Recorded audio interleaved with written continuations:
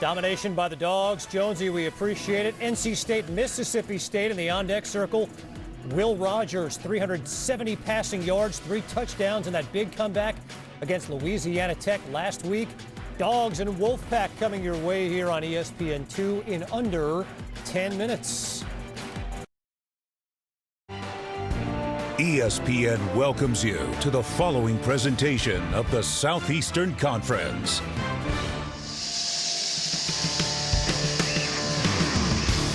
You're watching college football on ESPN, presented by Sonos.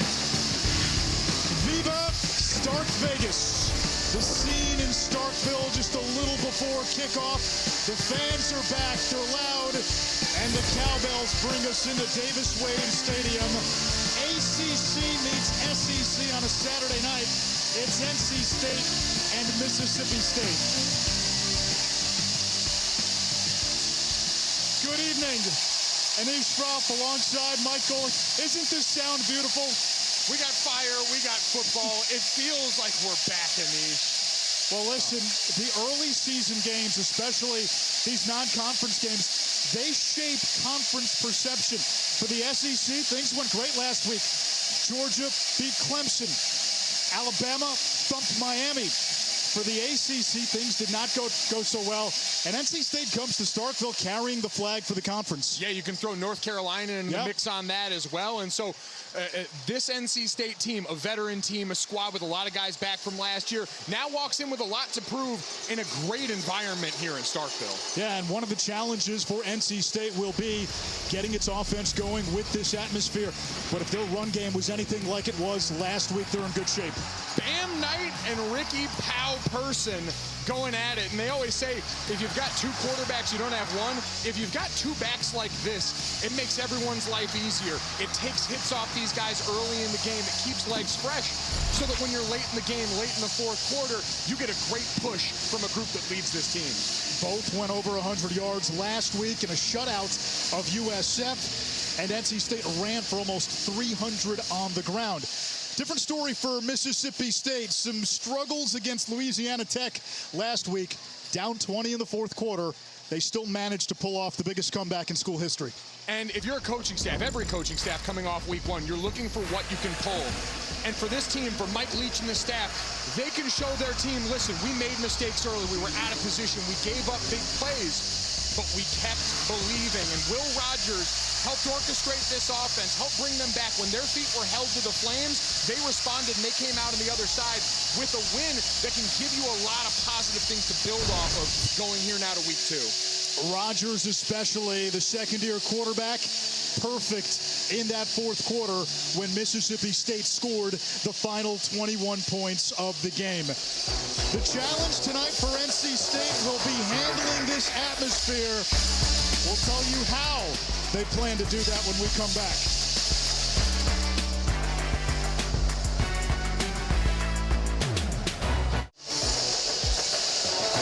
From Starkville, Mississippi, it's the SEC on ESPN.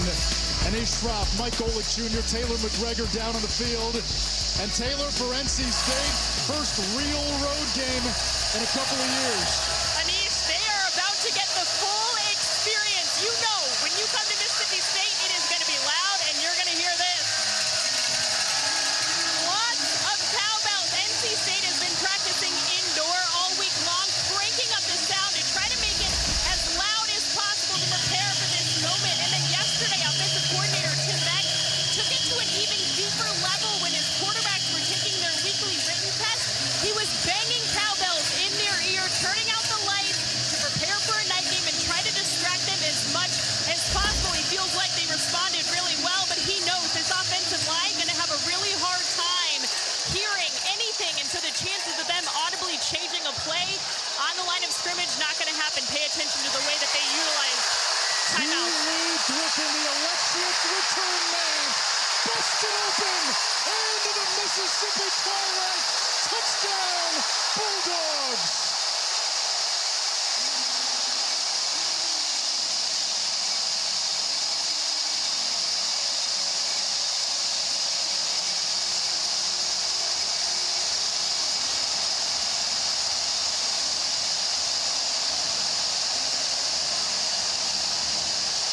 was Griffin's 70-yard kick return last week that ignited the comeback. He starts the party tonight. He starts the party, Anish, and what we just talked about there with Taylor, coming in and dealing with a hostile road environment, just got that much tougher. 7-0 Mississippi State before you had a chance to blink.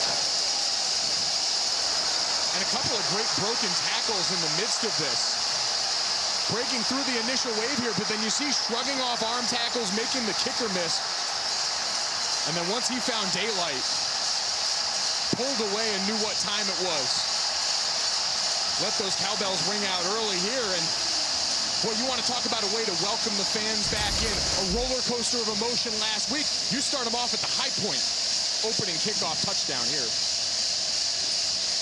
Griffin last year, the MVP of the Armed Forces Bowl, and did his work on special teams. 35 yards of return in that game for the Bulldogs.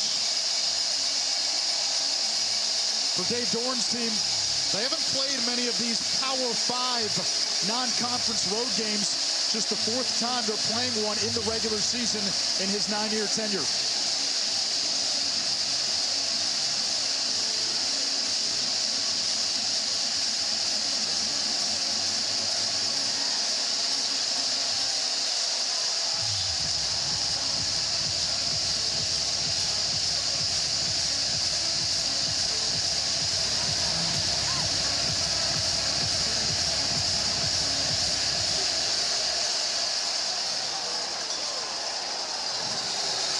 NC State will bring it out to the 25-yard line.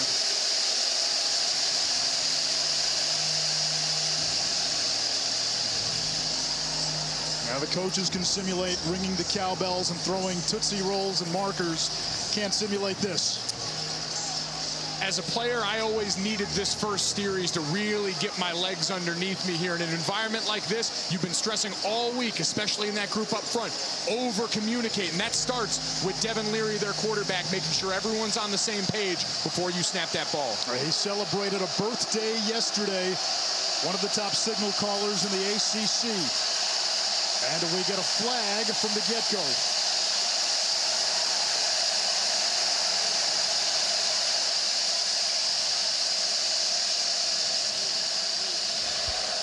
Offside, defense, number 93 by contact. 5-yard penalty, first down. This was a problem for Mississippi State last week. 12 penalties. A big emphasis for the Bulldogs. Clean it up in week 2. Got to keep yourself out of that early hole. 1st and 5, it's Zonovan Knight. He gains the edge, stays in bounds, and a patient runner picking up a first down close to the 40-yard line. NC State told us getting to the perimeter a big part of the game plan today. Well, and if you've watched NC State football for the last decade, really, as Dave Doran's been here, you've seen that stretch zone, and when you're really running it well, your running backs getting to the edge like that are a great indicator. Another penalty marker down. Snap infraction, offense, number 50. 5-yard penalty, first down. And so, Anish, up front right now, you're dealing with a silent cadence. You're getting the indicator from the quarterback, and then it's on the center from there. And Grant Gibson's a 2-time captain for them. They call him the mayor of Raleigh. This is a guy everyone raves about in this team. And so he's going to be able to shake this off early. The rest of this group's got to hold their water with him. You played that position. You know it well. Leary throwing to the sideline, incomplete. Intended for their top receiver, 𝐒𝐭𝐚𝐭 𝐖𝐨𝐥𝐿. Impact players tonight brought to you by Chick-fil-A. We're going to look at a couple of important names here. We talked about this running back room that's obviously so dynamic for this team. But you just mentioned 𝐒𝐭𝐚𝐭 𝐖𝐨𝐥𝐿, the consistent force at receiver here. And then 𝐿 Ekwonu, the load at left tackle. They're going to be running right down State Street with him leading the charge. Empty set, Knight split wide. Leary steps up in the pocket. He'll run and brings it out to the 42-yard line. It sets up 3rd and 7. Aaron Brule, the junior from New Orleans, makes the tackle. And now the cowbells on 3rd down. And you see them upping the tempo, trying to get this chaotic Mississippi State defense to maybe make a mistake.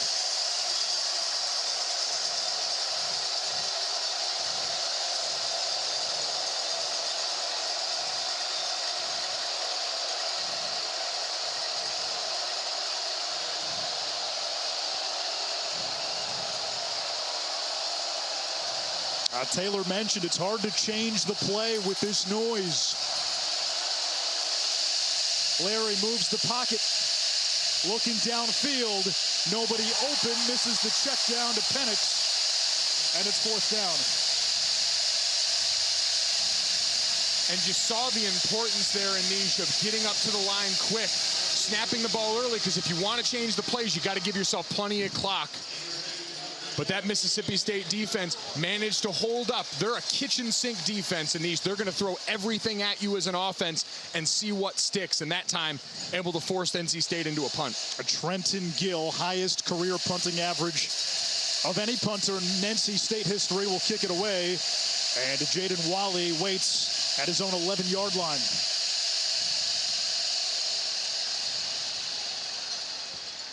Walley lets this one bounce, fields it on a bounce, and gobbled up shy of the 25-yard line. We get a look at quarterback Will Rogers and this air raid Mississippi State offense when we come back.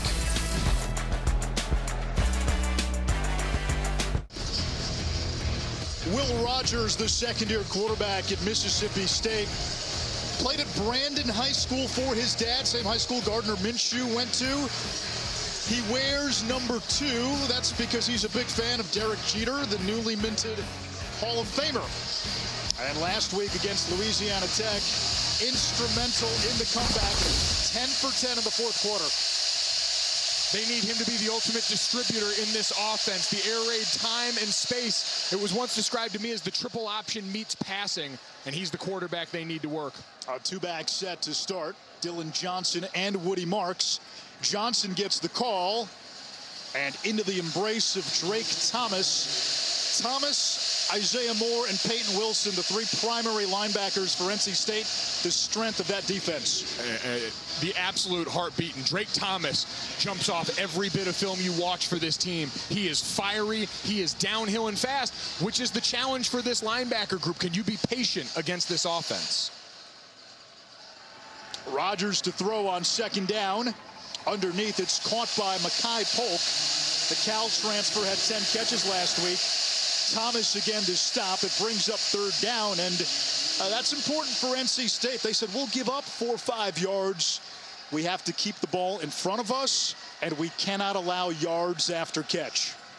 They've got to come downhill and hit them hard when they've got opportunities here. This was, in Mississippi State, one of 8 teams last year in Power 5 with over 1,500 yards after the catch. That's where they make their hay. 3rd and 5.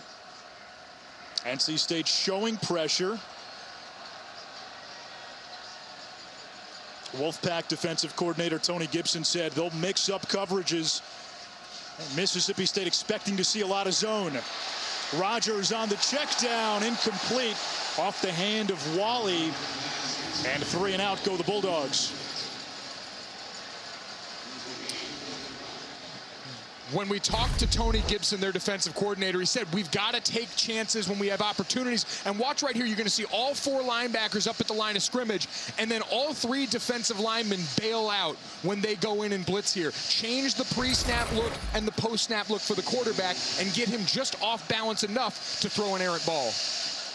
Tucker Day to punt, and it's Thayer Thomas, the return man. Day gets it off. It lands out of bounds. And NC State will have terrific starting field position here.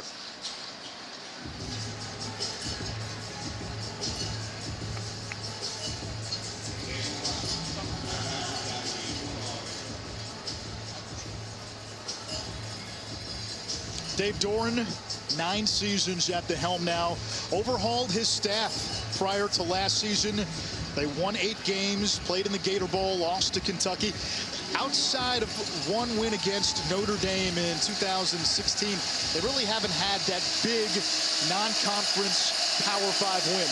And he said, we want to be a team that consistently wins double digits around here. That's everyone's goal, and this would be a great place to start. Screen pass, here's Emezi. 5th all-time in receptions at NC State, top 10 in receiving yards as well. And you're seeing tempo again. Mississippi State's going to give you a ton of looks on defense. 3 down, 4 down, blitz, zone droppers. Getting them tempoed and up to the line of scrimmage going to be huge today. Back to the edge, it's Thayer Thomas. The receivers Carter and Mezzi holding the fort. And a first down for NC State. NC State, a program so synonymous with offensive line play, the trenches, that even the wide receivers smell a double team and start salivating out there. That's what they're going to need on the perimeter, and it's an area of strength for this offense. Look at you, O-lineman. You light up when the receivers get involved with the blocking game. Warms my very, very hefty heart. Thomas motions. Leary pumps. Now checks down. C.J. Riley. He was the fastest receiver on this team a few years ago, then tore his ACL. A 6th-year senior taking advantage of the NCAA rule that granted everybody an extra year of eligibility last year with COVID. And we talked about that being a strength for this team. 18 returning starters, 19 if you count Leary, who we know didn't finish last season because of injury. This is a very veteran-laden team. That's what you need to walk into this environment. Bam Knight on second down. About 3 yards shy, 3rd and 3.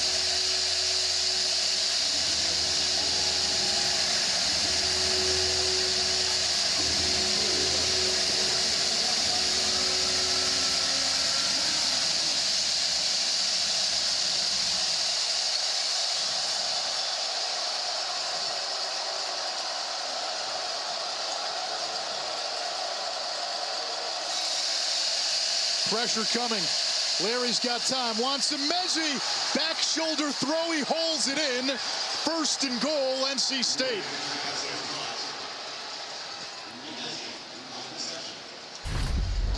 And they're right back up to the line, ready to go. Mississippi State late getting set. Here's Thomas on the screen. Sheds a tackler. Fights his way inside the 5, down to the 2. 2nd and goal. Staying with tempo.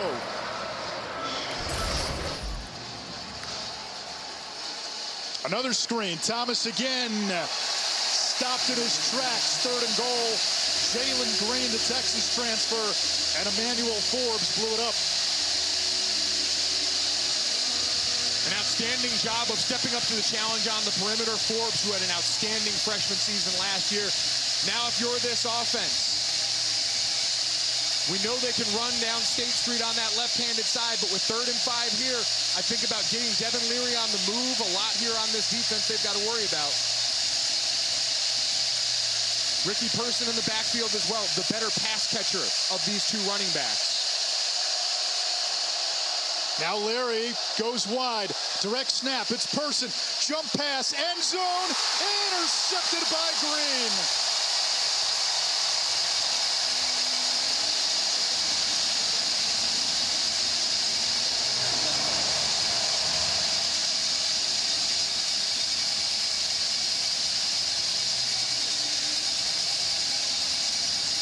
NC State walks in with favorable field position on this drive, uses tempo to their advantage, and when they get down goal to go, it's a wildcat pass, intercepted in the end zone. Mississippi State will take over, up 7 when we come back.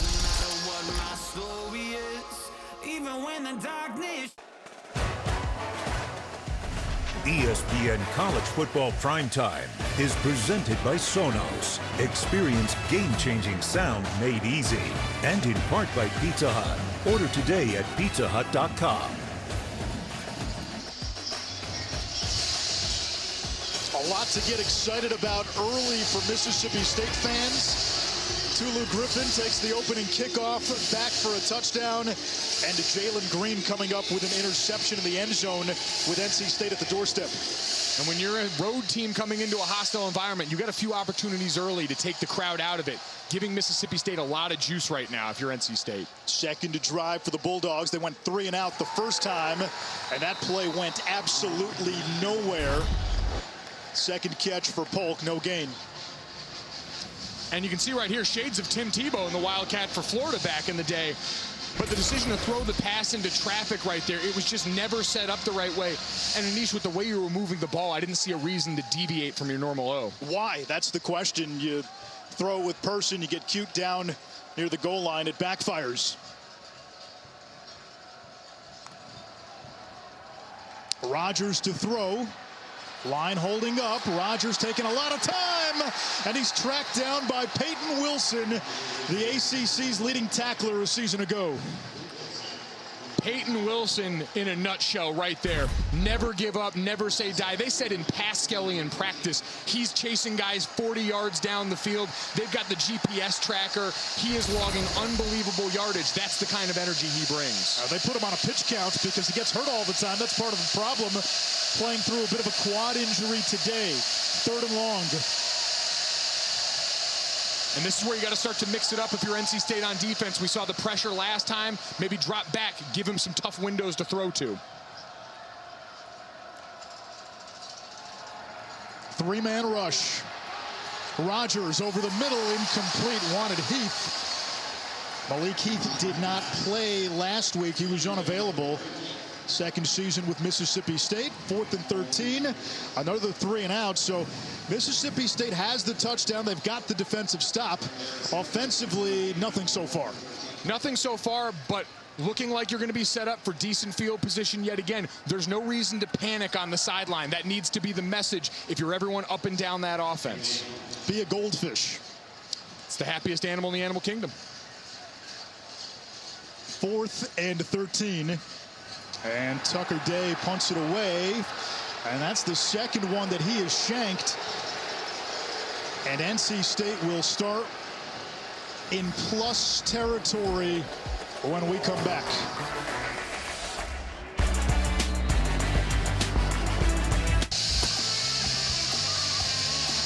Sunday countdown returns. We had Dak and Brady Thursday, and there is Mike Leach, second season as the head coach at Mississippi State. Had a great run at Texas Tech, a great run at Wazoo. And after last week, he now owns the 3 largest comebacks at all 3 schools. He smashes records everywhere he goes on offense. Gonna need a few more today. Ricky Person gets the call. He and Zonovan Knight both went over 100 yards last week. Part of a 300-yard rushing effort for NC State. Almost 300, 293. We talked about it in the open, Anish, especially when you're going at the pace this offense is right now. Being able to spell these guys is invaluable.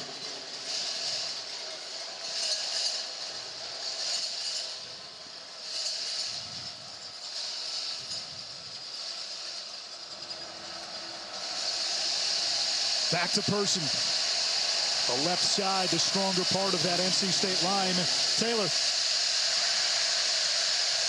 Guys, Tim Beck loves the flexibility of this offense, but he also likes being able to coach on the sideline. He had almost a decade of OC experience when he came here to NC State, but this is the first stop where he's coached down here on the sideline. Likes to be able to look them in the eyes. He did that after that last drive, and he said good drive. They obviously didn't like the end result, but they liked the way they were moving the football. He told us from upstairs sometimes the menu's a little too big. The paradox of choice comes into play as Person gets the call, bouncing off tacklers and tripped up at the 30-yard line by Forbes. It's 3rd down. You call the plays down on the field. He said the decisions become a little quicker. Anyone who's ever been to a Cheesecake Factory knows exactly what he's talking about there. Big-time menus can sometimes create difficulty. We saw that down in the red zone. Keep it simple on this 3rd down. Your quarterbacks had success going to the perimeter. Hunt matchups out there. Let your wide receivers continue to get you yards after the catch.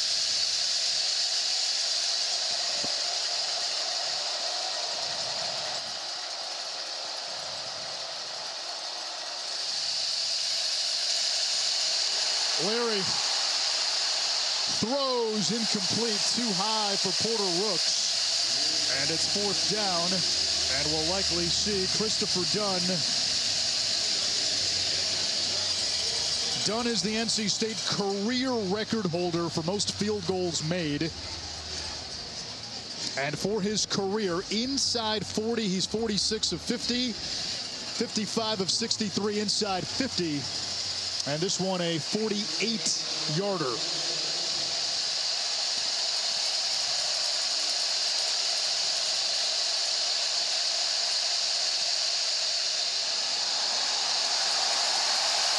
Dunn's kick is no good. Twice, NC State had a short field. Their last drive ended with an interception in the end zone. This one ends with a missed field goal on the road. Hostile environment. Road games are real again. Those are two big missed opportunities. They are. We talked about Tim Beck talking with Devin Leary on the sideline. The message has to be, you've got to be more decisive. You saw him there. Could have taken off, put them in a position where maybe you've got 4th and short. You think about running behind that big line. Don't try and do too much. That's got to be the message for a quarterback who, as much as he feels like a veteran's only started 5 games for them. Now, the saving grace so far for NC State, the defense has played well. They have forced 2 3-and-outs.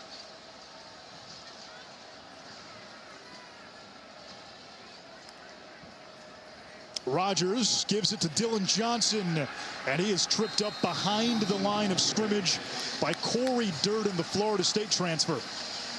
And you saw Durden working the inside there, going up against Charles Cross, the left tackle. You've got big, wide splits up front for this Mississippi State offensive line. It's one of the hallmarks of Mike Leach's version of the air raid, which gives the defender a lot of room to work with and then get back upfield to affect the play.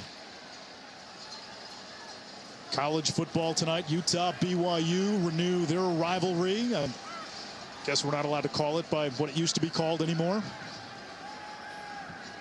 Rogers has time. There's Johnson, erased immediately by Isaiah Moore. Well, defensively, the game plan has been on point. Not much yards after catch for Mississippi State. The tackling in space has been there for the Wolfpack. And Isaiah Moore is the guy at the center of it all. Tony Gibson, their D coordinator, said, if I went down, I think this guy could call the entire defense for us.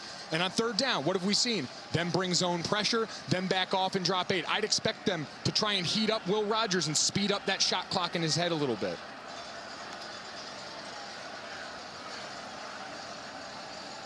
The Bulldogs need the 40-yard line, 3rd and 7.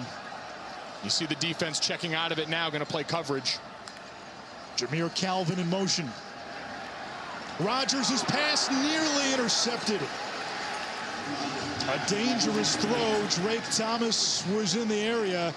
And another 3-and-out for Mississippi State. And I think Drake actually got a hand on that coming around the edge. You saw that ball flutter, getting just enough and almost giving one of his buddies a chance to make a game-breaking play. You'll see coming off the edge right here, it's actually number 99, Daniel Joseph, gets around there and gets a paw. So 3 consecutive 3-and-outs. And Day, who's had punts of 20 and 29, will kick it away again. And this time he pins NC State at the 30-yard line. Sunday night baseball Subway Series finale for the Yankees in a free fall after that 13-game win streak. Lost yesterday to the Mets. Sunday at 8 p.m., Yanks and Mets at Citi Field. And then the U.S. Open men's final on ESPN. That's at Arthur Ashe Stadium, right next to Citi Field. That starts at 4. So you have Novak Djokovic going for the Grand Slam, something no man has done since Rod Laver way back in 1969.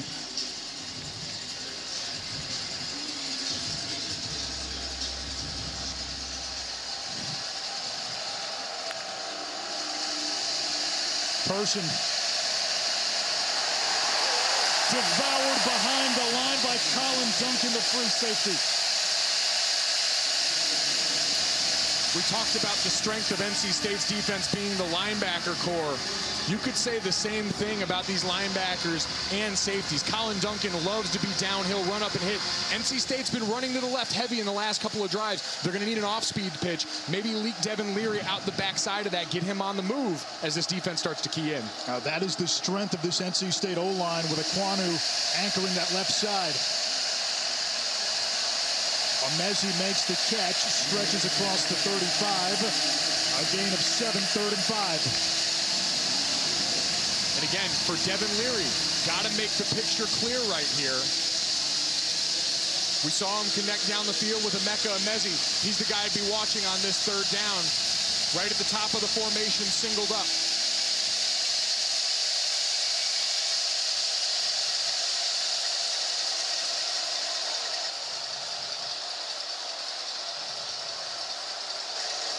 Thomas, the motion man. Thayer Thomas, the first down catch for NC State. His 5th reception already in this first quarter. And a great job taking advantage of all the attention paid to Emeka Emezie. You bring Thayer Thomas in motion, you use Emezie to burn a pseudo pick play there and get a great pickup for first down. Thayer Thomas. Emezie runs up the field, clips both defenders.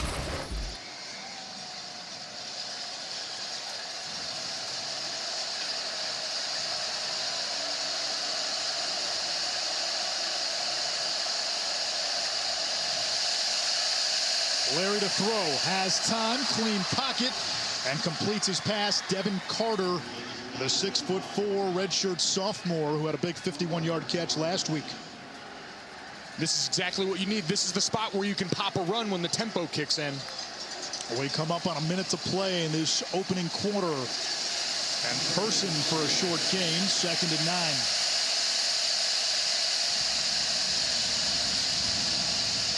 Using a lot of motion on this drive. Give your quarterback information against a defense that likes to do as much. Muddy the picture as Mississippi State when you spread them out sideline to sideline, similar to what Mississippi State usually likes to do on offense.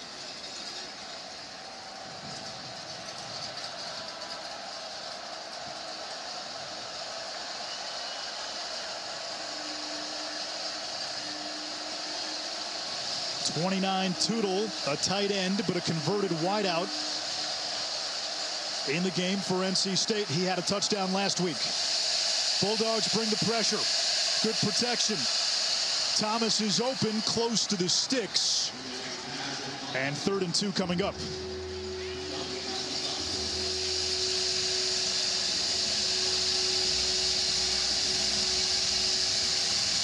The first quarter will come to an end. NC State back on the move. Their first 2 drives ended in Mississippi State territory. And still the only score of this game came on the opening kickoff. To Lou Griffin, a 100-yard return. 7-0 Mississippi State.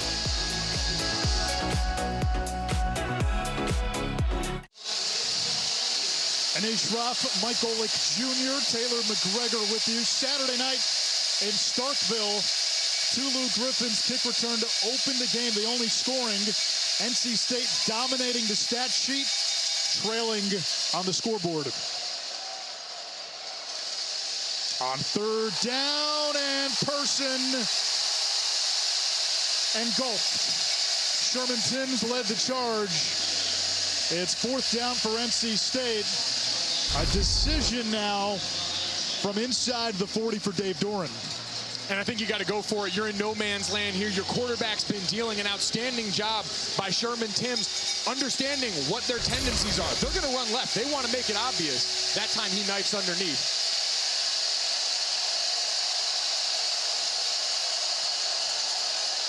And we get a penalty marker down. This could be against the Bulldogs. Offside. Defense number 3 jumped into the neutral zone. There was a reaction by the offensive line. 5-yard penalty. 4th down. That's Aaron Brule, and now 4th and 5 becomes 4th and short. Remember, this was a Mississippi State team last week. Discipline was an issue. 12 penalties, 4 turnovers, and NC State was pretty honest about that. Penalty and a first down. All right, so the penalty does result in a first down. NC State made it clear they wanted to challenge their opponent's discipline tonight. And you have to take that personally if you're Mississippi State. Someone walking into your stadium using the snap count as a weapon against your defense at home. That's got to matter to you. That's got to feel as bad as it looks to the rest of us right here if you're on that defense, to have the self-control to go ahead and make sure that a road team cannot do that to you. So a new set of downs. Person, the running back, off the right hip of Devin Leary. Leary will throw. And Penix upended by Martin Emerson. Emerson last year tied for first in the SEC in PBUs. The junior out of Pensacola, Florida. Tell you one thing they took personally, those wide receivers blocking them on those opening drives here, coming up and setting a physical tone for this defense. Emerson and Emmanuel Forbes on the other side. One of the best cornerback duos, not just in the SEC, but nationally. Yeah, if you want someone to score on defense for you, Emmanuel Forbes is your man. Up the middle. And Person got a little push there by Dylan McMahon, the right guard. Another third down now for NC State. Great pickup, great chunk yardage there. You're in 4-down territory, so the runs are on the table. This time, they went back with a counter. Split the defense in half, get holes when you've got guys running upfield. But I think you're in 4-down territory right here. You've got to set a tone, and that tone is more cowbell.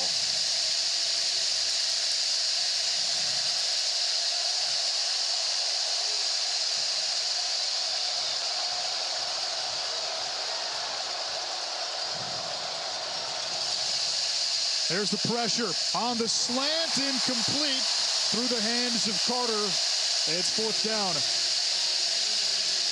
And the kicking team comes on.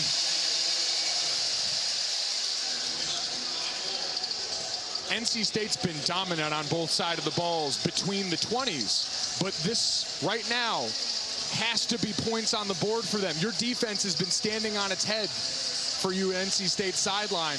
You cannot give Mississippi State this many chances to stay out in front of this game. Dunn missed from 48. This is from 45.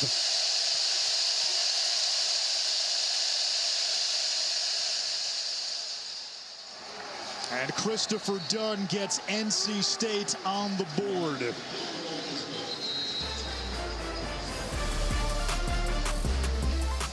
A 45-yard field goal for Dunn. 7-3, 12:46 to go, first half.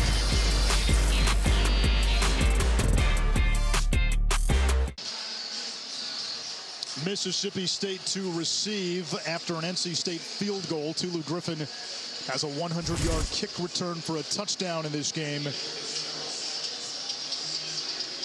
Mike Leach, second season in Starkville, bringing the air raid offense. Young team last year that endured growing pains. We all remember the opener against LSU when Mississippi State put up zany numbers. And then for a month after, the offense turned into D.B. Cooper. 3 touchdowns offensively in a 4-game span. Year 2, a real off season. Some of these younger players now have gotten their feet wet, not just in games like this, but SEC games. And year 2 in Mike Leach's offense is generally a time when guys jump. You talk to guys like Wes Welker that are veteran receivers in an offense like this. It takes time to get the feel for these routes down that give receivers a lot of options, that give them a lot of responsibility, responding to man, sitting down in space if you've got zone. That feel between quarterback and receiver, a huge part of the relationship that just takes time to grow. LSU played a lot of man in the opener. Mississippi State went wild. Then they saw zone pretty much the rest of the way. Jaden Walley, a gain of 9 as we check in with Taylor. Jameer Calvin, a huge reason that this offense has tried to take a step forward because he was a transfer from Washington State. He ran the air raid under Coach Leach. He came in here and he told everybody, you have to learn the quarterback tendencies. That's your best friend. He also has really helped them get open and learn how to sit in your zone. He said that's another key in this air raid offense. Calvin in the slot, top of your screen, 2nd and 1.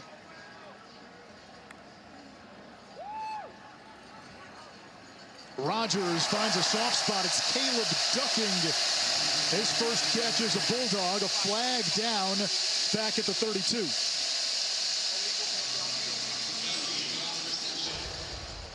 An eligible receiver downfield.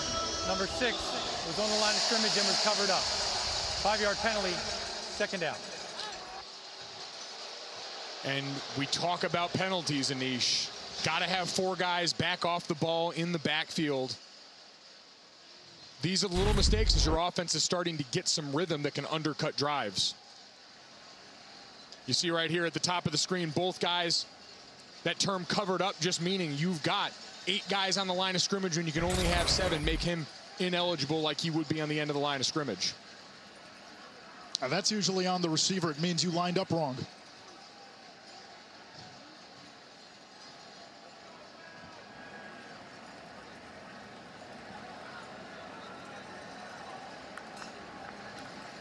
On 2nd and 6, quick release. And a first down for Wally World. Last year, Jaden Wally rewrote the receiving record book for Mississippi State freshmen, set the single-season record for receptions by a freshman, and broke a 43-year-old freshman record for receiving yards. They broke 21 passing or receiving records in year 1 of this offense. Remarkable. That was the first down of the game, and Woody Marks sneaks ahead for a couple. 3 touchdowns in the opener against Louisiana Tech. Had 9 catches out of the backfield, and if you're a running back in this offense, that's something you have to be able to do.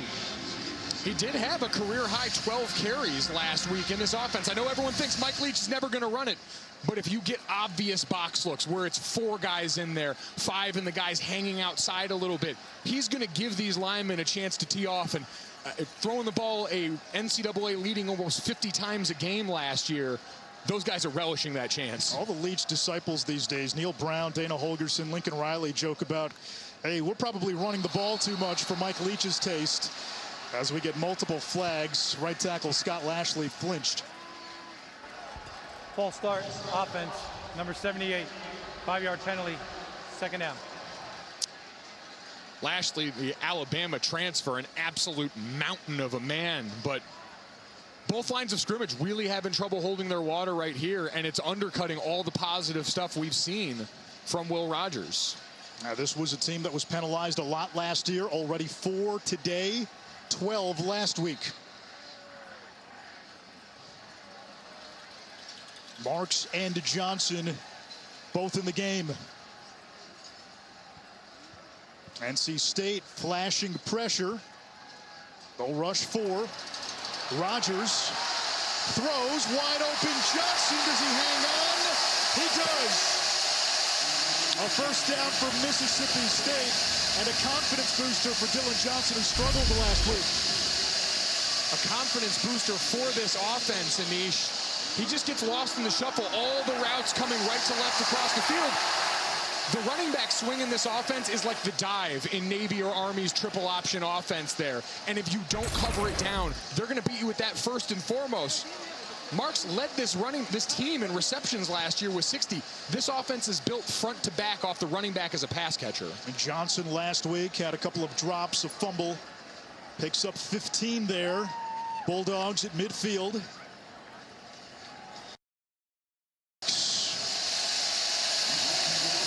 You see what Mississippi State has done at midfield. A patriotic theme to the Bulldogs logo today, the 20th anniversary of the 9/11 attacks. And we go back to 20 years ago, the first college football game that was played after the attacks here at Davis Wade, South Carolina. Mississippi State sports helping us heal. A lot of the players on the field not even old enough to have remembered this, but the coaching staff's feeling a duty to be teachers, to let these young men understand what happened in this country, the response that we saw, and what a lot of people are still dealing with today as a result of that. Certainly, your hearts go out to everyone that was affected, and some people still very much affected. Best looking drive of the night for Mississippi State as Marks moves the chains. Woody Marks in the offseason got bigger, stronger, faster. Credits the team nutritionist who taught him how to cook, and he was eating healthy when he went home for the summer.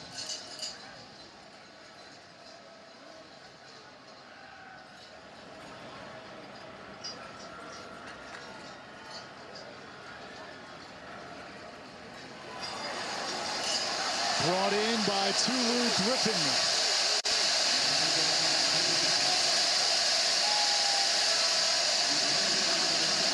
We talked about NC State's defense, the job they've done tonight, but the offense coming up short on a lot of these drives, putting them back out in the field. You're starting to see some of those snaps add up. Mississippi State's putting this thing all over the field. They're going to use the full 53 1/3, and you're starting to see guys slip off tackles a little bit here. Let's see if Mississippi State can get someone sneaking them deep down this field, take advantage of some guys maybe getting tired. There's the toss. It's Marks. And he is met by a swarm of Wolfpack defenders. Shaheen Battle, first one in there. It's 3rd down. This is, again, where you got to keep an eye on the running back swing pass. The minute you start buying in on these guys going downfield, you're probably going to get some version of the crossing routes that we've seen here, that mesh that's such a staple of the air raid, and that running back can leak out to the short side of the field here and spring loose. Mississippi State 0 for 3 on third downs. Last week, NC State held USF to 3 of 16 on third down. Marks going to be a little shy, 4th and short.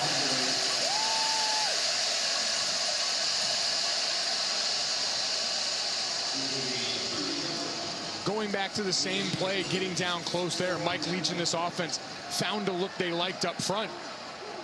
And 4th down, it appears the Bulldogs will go for it. Offense looking to the sideline. Special team stays on the sideline. And again, I'd watch the running back to the short side of the field here. It's a great passing option for this team.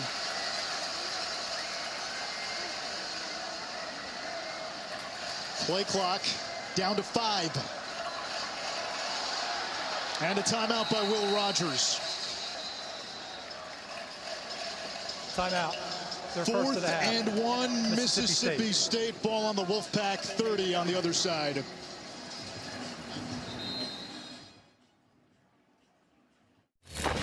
This studio update brought to you by Rocket Mortgage. Spencer Rattler, Acho, looking good here on the throw to Eric Gray. Yeah, obviously a busted assignment by number 9, Kareem Taylor. That's your back. You got to stay on him. 11 of 14, buck 43, 2 touchdowns, no picks. Anish, Oklahoma up big. All right, thank you, Kevin. Here, we had fireworks off the get-go. Tulu Griffin, 100-yard kick return touchdown. Nobody has scored a touchdown since. Mississippi State will bring the offense out on 4th and 1. And with Mike Leach and how much he loves this play, if NC State uses this as an opportunity to get up and heat him up, watch out for the potential screen. Sneak him out the back door. We've seen them score down in the red zone with a guy like Jameer Calvin before. Woody Marks is the running back, 9 catches last week.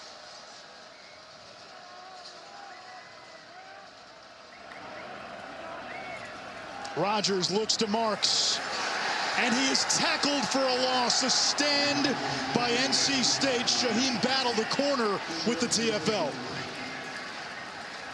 We talked about the running back swing as a staple to this offense. If you lose him while you've got all this motion and you're thinking about going over the top, you've got to keep your eye on that first key. This defense, an outstanding job.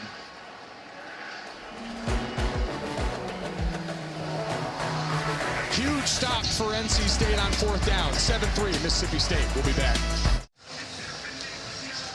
College football on ESPN presented by Sonos, and it's the SEC on ESPN. Kenny Schroff, Mike Golick Jr., Taylor McGregor. Jr. has openly embraced his singleness, if you will. You're very public about it, and you can relate to what NC State is going through here, as they don't get much on 1st down.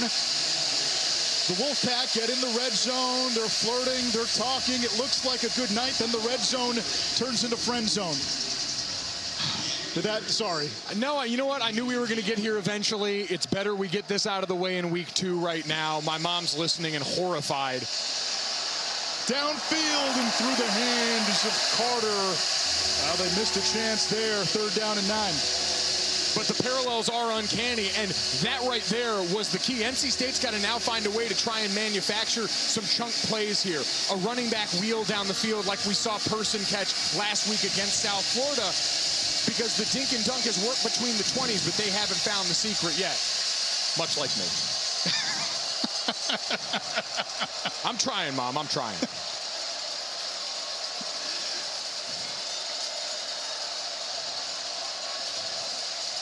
We'll have to read your DMs on air next week now. 3rd and 9. Leary on the move.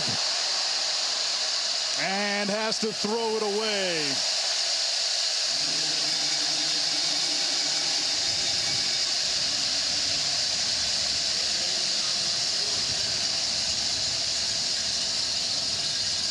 Give a lot of credit to this Mississippi State defensive line, Anish. Randy Charlton, the rest of these guys getting penetration upfield. They're moving the front around on what is a big, bruising, imposing NC State offensive line. And it's muddied the picture up here for Leary as they missed the shot earlier in the drive. Austin Williams waits at his own 25 to return the Trenton Gill punt.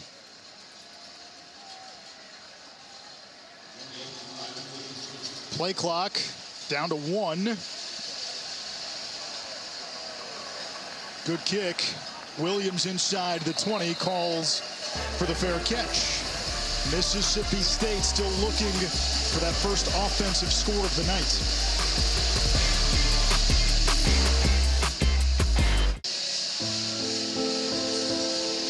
Years ago today, America was attacked.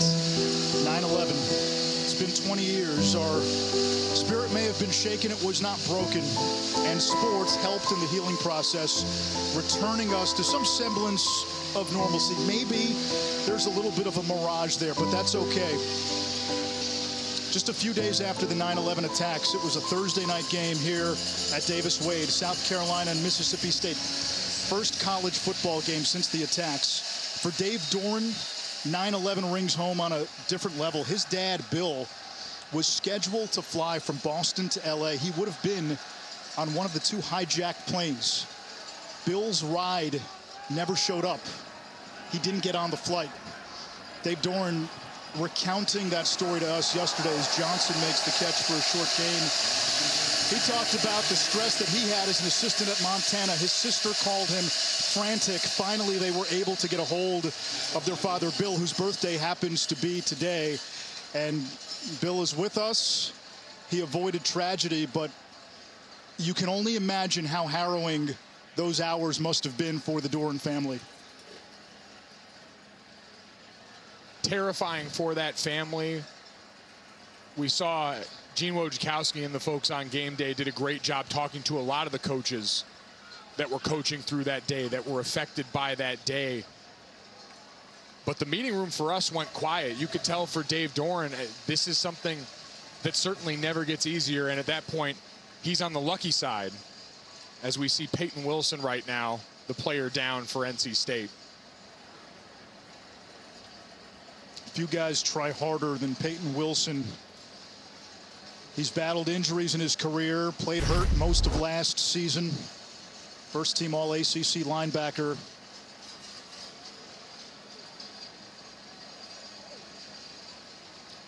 Absorbs a big hit, but you don't see anything too out of the ordinary there. Mentioned surgery on both shoulders this offseason. And you certainly hope it's not that again as he walks to the sideline under his own power, but clearly in a lot of pain on that left side where you can see the shoulder brace under his pads. He came into this game battling a bit of a quad bruise. Off-season surgery on both shoulders. You'll be hard-pressed to find a tougher player in the ACC. This linebacker group thrives on his energy. For Isaiah Moore, for Drake Thomas in there, they're going to have to pick up the slack and continue to provide that same juice to this group, who's up against it now. Mississippi State's offense on that last drive found some of their mojo again. Number 2, Jalen Scott checks in for Wilson.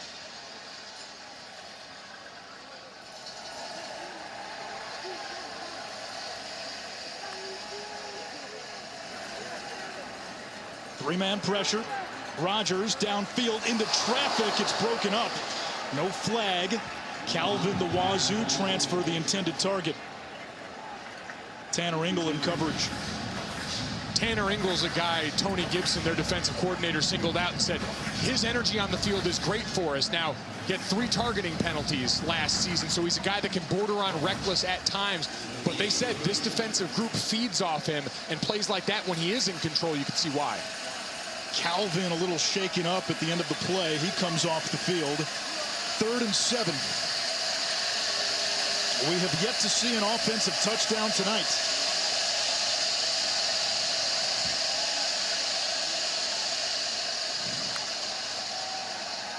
NC State drops 8. Rogers to the air, finds Austin Williams. First down for 30. More than 40% of Williams' catches in his career have resulted in a touchdown or a first down. And great protection here. You get drop 8, and we talked about that feel. Finds a spot in the zone, sits down. This is a smart guy. Carried a 4.0 GPA, working on his 3rd degree at Mississippi State right now. Marks and Johnson, the running backs, both in there. Not much success on the ground today.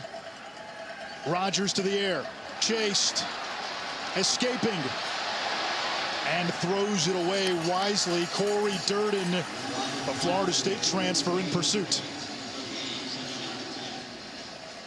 Even with 3 down linemen, you've got the opportunity to create pressure. Again, those big splits, 3 feet in between every offensive lineman up front for Mississippi State.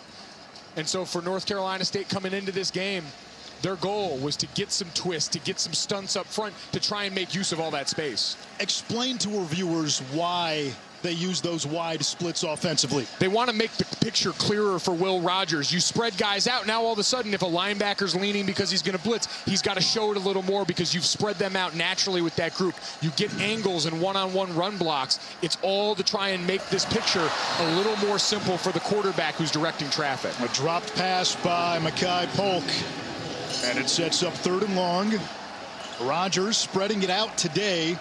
He's completed a pass to 6 different receivers, completed 1 to 8 last week. In fact, 8 different receivers had at least 2 catches, and there is the old Will Rogers line. I've never met a man I didn't like, and that holds true. And here, I think he's got to like something a little bit deeper. We've seen one of the other air raid staples. Get one of your slot receivers going across the field, try and attack these linebackers who are great downhill guys, but maybe not the most effective in coverage.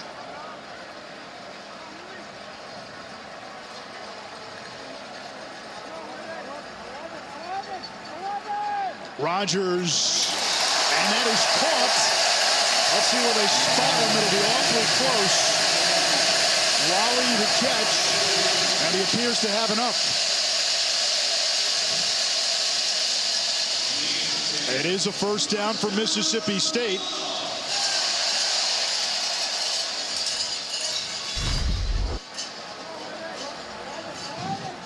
Just a great timing throw here by Will Rogers. They are going to measure.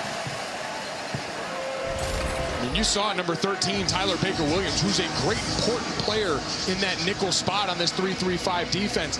Just past his outstretched arms, but he was coming back. We'll see if he gets close.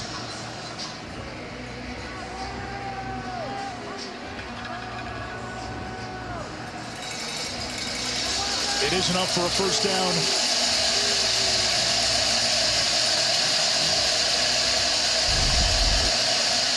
NC State picked to finish 2nd in the Atlantic Division behind Clemson. Mississippi State picked to finish last in the absolute gauntlet. That's the SEC West. You put them in the East, middle of the pack team probably. Meanwhile, Peyton Wilson heading into the tunnel for NC State. There's Polk. Into Wolfpack territory all the way to the 42-yard line. Give him 16. This is where it starts to get dicey for NC State's defense. You had to respect some of the rushes you saw on that last drive. You've got a 2-back set out here that's making you honor that. And now Will Rogers has started to soften the middle of this defense with some zone shots. You get another first down here into enemy territory. This is a great opportunity to fake something short, try and sneak a receiver deep down the field. Rogers back to the air. Marks juggles it, and then punished by Isaiah Moore. And that was the MO for this NC State defensive coaching staff. They said when these receivers catch the ball, punish them. And we've seen them sitting back in coverage a lot right now, Anish. I think NC State needs to let these guys up front pin their ears back a little bit here. Try and get one of these linebackers. Let Drake Thomas go downhill and do what he likes to do. We saw them get to Will Rogers, affect his throw before. He's gotten too comfortable back there behind this O-line. Rogers, 16 out of 22, only 93 yards. Bulldogs only 100 yards of total offense. Dillon Johnson. Nowhere to go. Got a yard and a half, maybe. It's Isaiah Moore again on the stop. 3rd down. And Johnson's helmet comes off, so by rule, he's got to come out for one play unless Mississippi State wants to use a timeout. So now we've seen a couple successful third down attempts for Mississippi State. They're cued in short on the running backs here. The 10th play coming up on this drive. Austin Williams in the middle of 3 at the top of your screen, at the top of this formation. Sure-handed guy Rogers trusts, like you said, first downs or touchdowns. Williams, the motion man. NC State bringing pressure. Rogers looking for Polk, flag down. He's tackled immediately. The ball is incomplete.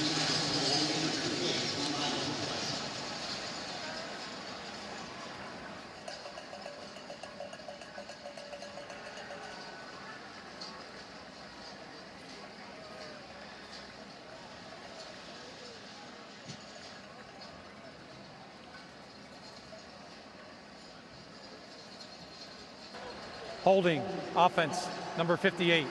Penalties decline, 4th down. Now that's Cameron Jones, the left guard. Mike Leach telling us this week that the O-line is his favorite position. He started off as an O-line coach, spent 10 years coaching that unit at Cal Poly, Iowa Wesleyan, Valdosta State. And although quarterbacks and receivers get all the attention in this offense, he said it starts up front on the O-line. And it's the hardest to make the transition in this air raid as they're lining up and going to call a timeout right now. Think it over with 4th and long. Timeout, Mississippi State. Second timeout used by Mississippi State. This week's college football rankings brought to you by Allstate. Week 1 often leads to snap judgments, right? Well, Georgia finally gave up a score. Still beat the snot out of UAB. Alabama rolls. Ohio State. Hello, is the Pac-12. Have they risen from the dead with Oregon going to Columbus and winning the way they did? Just remarkable for what that offense was able to do. Ohio State so much built on the identity of that defense that really struggled in the red zone to keep track of these guys. And I know you want me to talk about it. A nail-biter in South Bend against Toledo. The Irish with a last-second drive with under 2 minutes left to their tight end Michael Mayer to stave off an outstanding effort from Toledo. You called that one well before kickoff. You said that's going to be closer than expected. Iowa now becomes a player in the Big Ten with Ohio State losing. Iowa scores a marquee win against Iowa State, a team that many see as a legitimate threat to Oklahoma in the Big 12. 4th down, 7 to go. Dillon Johnson in the backfield. Air raid set, of course, with a 4-receiver look. Trips to the field. You're in no man's land here, Anish. I like the call. Rogers looking for Makai Polk, who brings it in for a first down. NC State declined the holding penalty before the timeout, so it was 4th and 7 instead of 3rd and 17, and Mississippi State converts. I figured they assumed, like most people would in that spot, you'd elect for the field goal, something there. But Mike Leach is the rogue player at the blackjack table. The minute you think he's going to hit on 15 against a dealer face card, he's going to stay, let it ride, and sometimes the results can vary.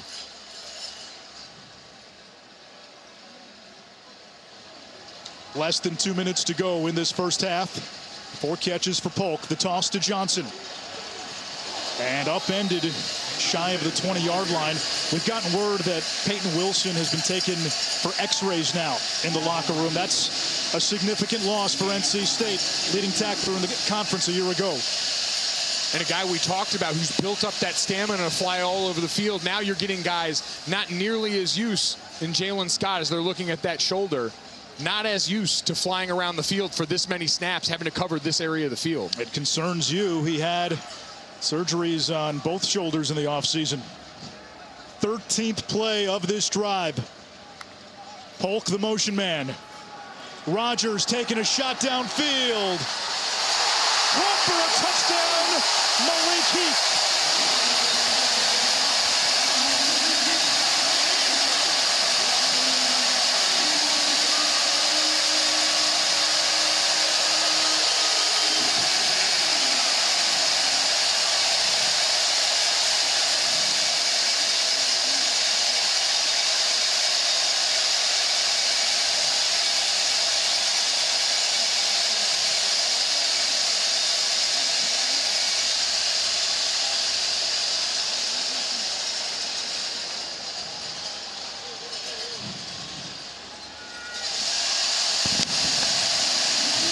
penalty by Rees is good, and a 2-score lead for the Bulldogs.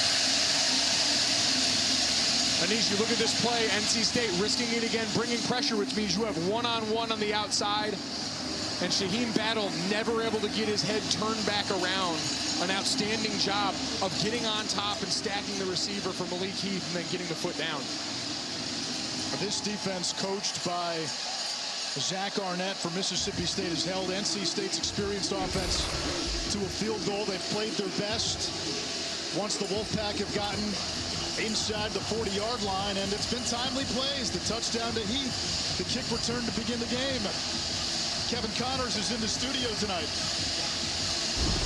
And Anish, coming up on the DirecTV stream halftime report. We'll have much more on the Cyhawk series. Sam Acho is going to show us which D was more dominant in that one. Plus, speaking of D, no Kayvon Thibodeau. How in the world did Oregon go into the horseshoe and beat Ohio State? Plus, Texas A&M and Notre Dame both tested. All coming up at the half. Anish, I know your partner, his team, living dangerously the past 2 weeks. All right, I won't lie. I could not hear a word he said with the sound in this building. We also like to live dangerously here in the booth. As he mentioned, the Irish get the win. But NC State has lived dangerously, not capitalizing in the red zone on all these offensive trips. You had multiple drives with great starting field position, and your defense finally gave way after what had been an otherwise stellar first half for them. Well, NC State's got 3 timeouts. They've got 109. They've been able to use tempo successfully at times tonight. They've been able to move the field and move the ball down the field. They just have not been able to punctuate enough of their drives with scores. No, but like you said, this is a great opportunity right now. All your timeouts a minute to go. You drill these situations all the time here. Everything is open to you right now. If you're Devin Leary, you've just got to be decisive. Get the ball out of your hands quick and allow your receivers to make plays, especially if Mississippi State gets antsy and starts to give you one-on-one coverage. NC State gets the ball to begin the third quarter as well. To the sideline. And out of bounds, Devin Carter. Clock will stop. Second down. 5 to go. Only took a few seconds off the clock.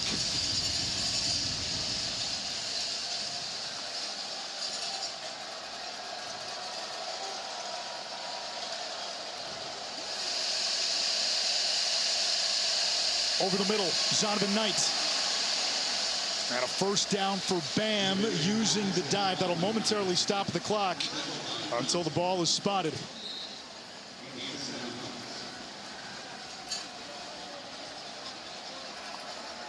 Pressure by the Bulldogs. Leary loads up, downfield for Emezi. Incomplete, covered well by Forbes. 2nd and 10. We talked about Forbes, the freshman All-American, sticking with him because that time we did see a little bit of pressure from Mississippi State up front.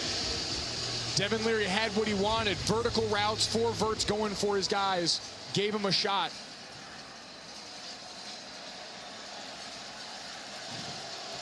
Wolfpack have the 3 timeouts, middle of the field in play.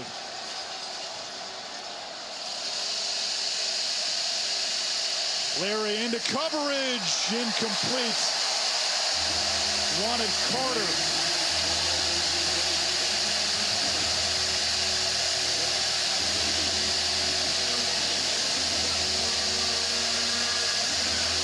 Mississippi State's done a great job on the perimeter here. If you're Devin Leary, remember, you've got those 3 timeouts in your pocket.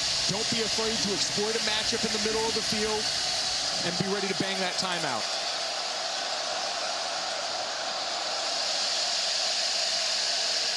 Bam Knight. Met first by Colin Duncan, nothing there. And let's see if Mississippi State elects to call a timeout. They do.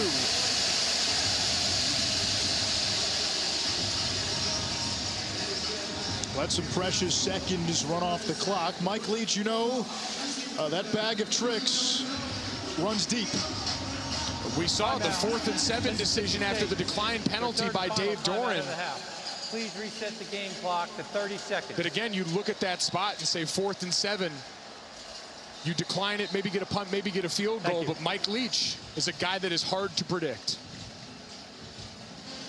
Tomorrow, 4 Eastern on ESPN, a chance to watch history. Novak Djokovic takes on Daniil Medvedev.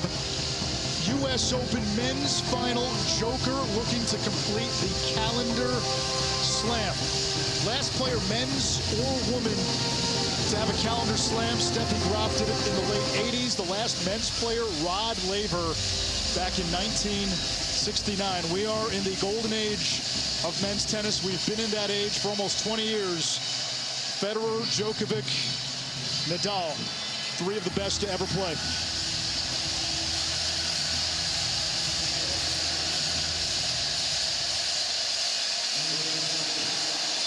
Trenton Gill will punt. Austin Williams waits. They added a few seconds back, so 30 seconds to go. Gill gets it off. Williams from the 22. Cuts it up to the 30. And out of bounds at the 35. A flag down at the end of the play. And if this is against NC State, even without any timeouts, Mississippi State may have a chance for at least a long field goal. The second guy coming over on this coverage unit. Anish, he's running towards out of bounds. There's just no need. Personal foul, late hit out of bounds, 42 kicking team. 15-yard penalty, first down.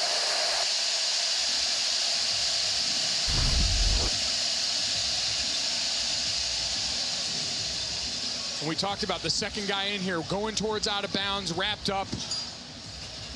And you'll see it better. Anish, I'll tell you what, looking at that now a second time here, that angle, that's a pretty borderline call. He's hanging over right on the edge of that out of bounds line. You're trying to make a play at that point. I don't like that call one bit. I understand player safety is always going to be an issue. You're going to err on the side of caution in that spot. But special teams, you're making decisions going 1,000 miles an hour there. And that one, to me, was borderline. Danny Blakeman flagged for the penalty. So how do you navigate this now? You're right around midfield, 21 seconds, no timeouts. You're taking shots towards the sideline here, trying to see if you can get a big chunk on this first play here. Get a guy going out of bounds to stop the clock and get set to fire and load one up here. 21 seconds. You're trying to get yourself in range. But make sure you get towards the sideline right now. Can't afford to be tackled in the middle of the field. Brandon Reeves missed a kick from 50-plus last week. His career long is 52.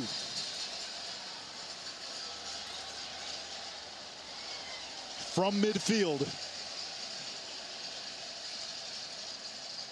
Second down. And this is where Will Rogers has to display what we just saw there, the intelligence to know if it's not there, cover it up, throw it out of bounds, live to fight another play.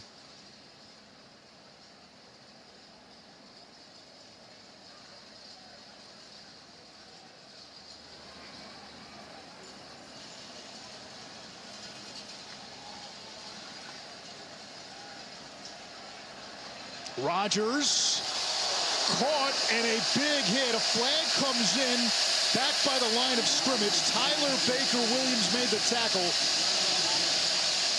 Calvin made the catch. Holding, offense number 69. 10-yard penalty, second down. Now you see hits like that, and the first thing these days that goes through your mind is targeting. No penalty on the hit. They do call holding on Quatravius Johnson, starting at right guard this week. Mike Leach told us he'd be available despite an arrest earlier this week for malicious mischief. And this just another in a string of front 7 penalties on Mississippi State in key spots. That gain right there, you were going to be cooking. And instead you see him get that hook on the smaller rusher. So now final seconds, and Rogers just shovels it to Woody Marks. Marks to the outside, still going, and finally taken down. The first half ends with Mississippi State on top of NC State 14-3.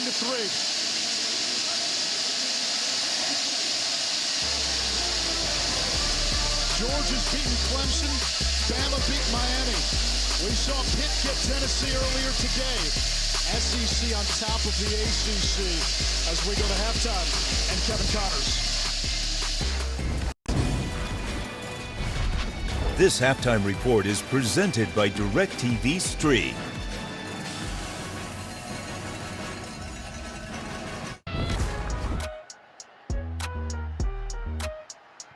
Our game has been all Bulldogs from the jump. Lideatrick Griffin, 100-yard kickoff return. I gotta have more cowbell. 14-3, Mississippi State on top.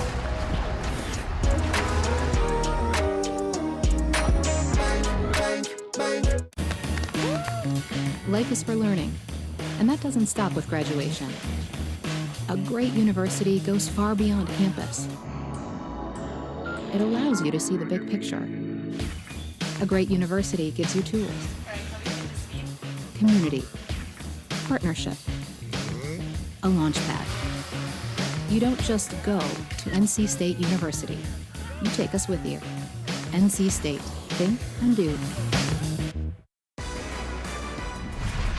This halftime report is presented by DirecTV Stream.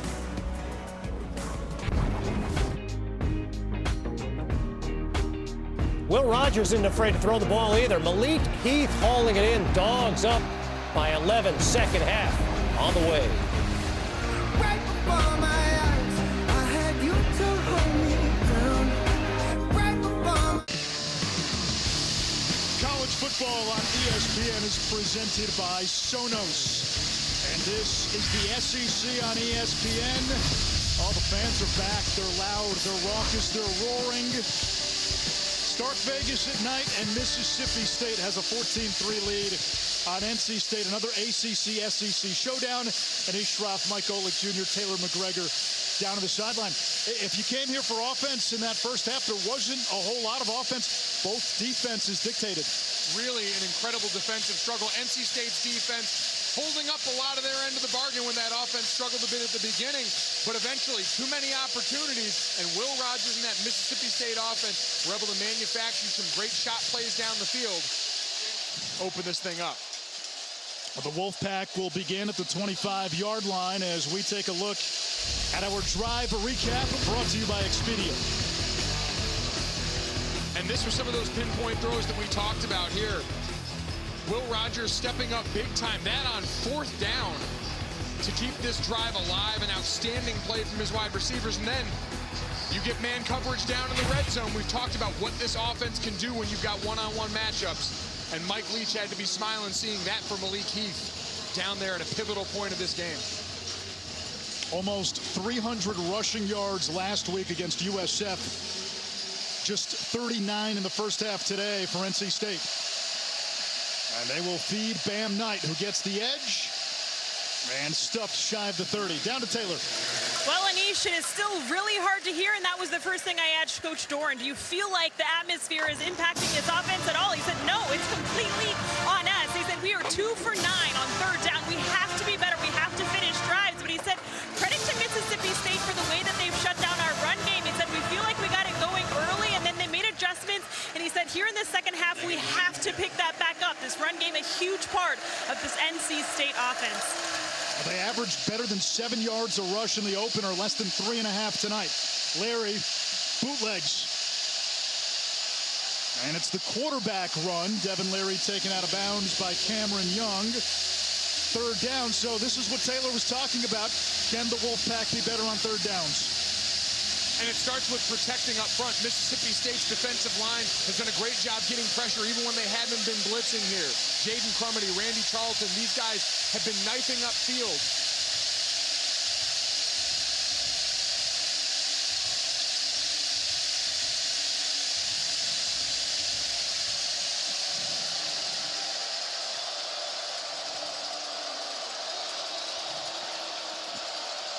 Thayer Thomas in motion. Here's the pressure. Larry throws it up in the air, a wounded duck. And it's caught by NC State. Carter brings it in for a first down.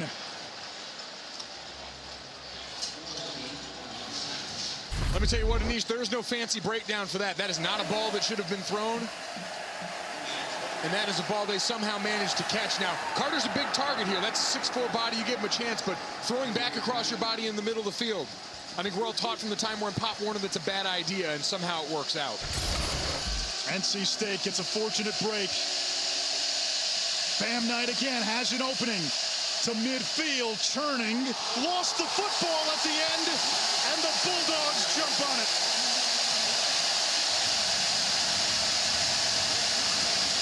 Perhaps a little karmic retribution. The football gods may be righting a wrong from the previous play. And a testament to, we talked about for NC State, linebackers coming up and hitting. This is Jet Johnson coming in late here in the play. Watch 44 Maroon get a shot right on the ball. As Knight's doing right here, he's trying to twist and turn, but doesn't hold on to the ball in traffic. Leaves it loose like that, and when these hats rallying to the ball, was talking with my dad pregame, was on the radio call tonight, said this Mississippi State defense like a bucket of minnows, and that time they looked like a bucket of sharks. Jalen Green recovered the fumble. He had an interception earlier. And Mississippi State starts at its own 46. Woody Marks tackled for a loss. I was wondering there if maybe the Bulldogs come out, take a shot off sudden change. They elect to go to the ground game. It hasn't really produced much today. 8 carries, 13 yards as a team. It's just about making you think. It's just like the running back swing passes. They got to those Will Rogers shots down the field because you were able to make them honor it just enough, especially at the linebacker level.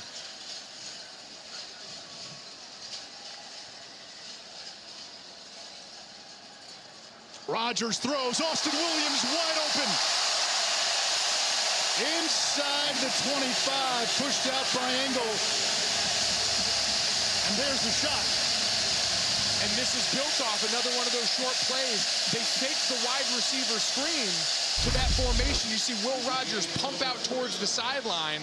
Right here, you'll see the receiver stop, and then they send the 2 guys that would walk up like blockers down the field on go routes. And now you get a wide open shot for Will Rogers. A great call, taking advantage of the short action. And a flag down. Offense. 12 players were on the field. 5-yard penalty, first down.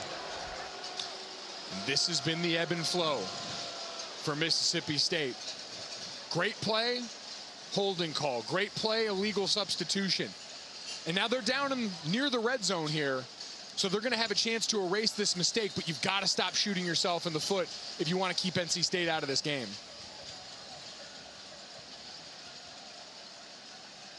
Mississippi State has led throughout, not like last week when the Bulldogs trailed by 20 and roared back in that fourth quarter. Rogers has time, clean pocket. There's Marks, his 7th catch, and drilled back at the original line of scrimmage. 2nd and 10 upcoming.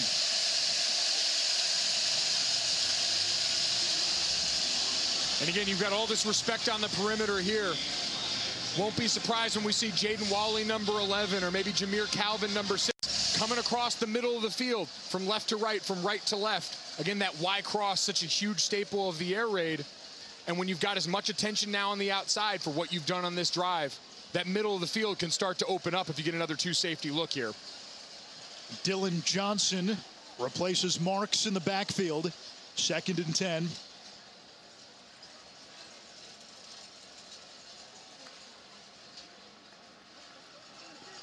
Johnson up the gut inside the 15-yard line.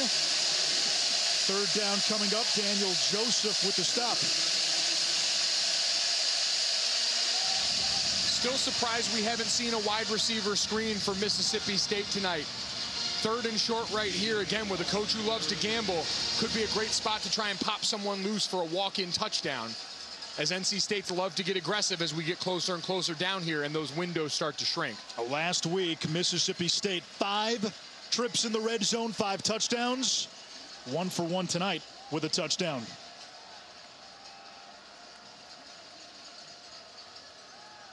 Rogers underneath. There's that sit route for a first down. A gain of about 5. And it's Austin Williams.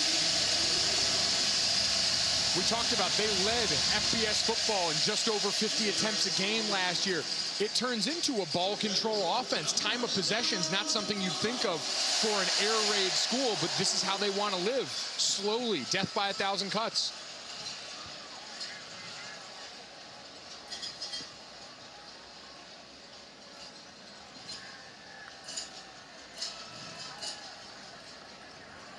Rogers has Jameer Calvin. Rather, that's Tulu Griffin.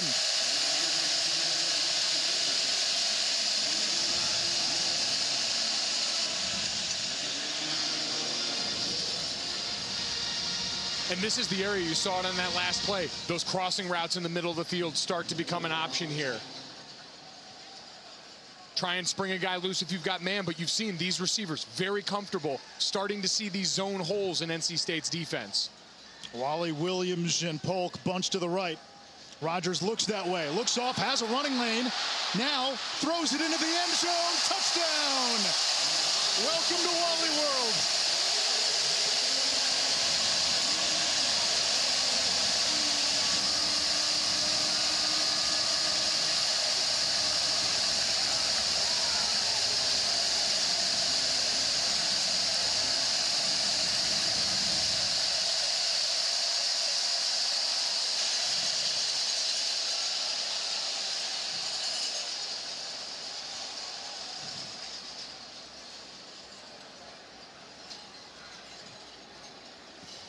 Nolan McCord, not Brandon Reeves, hits the PAT.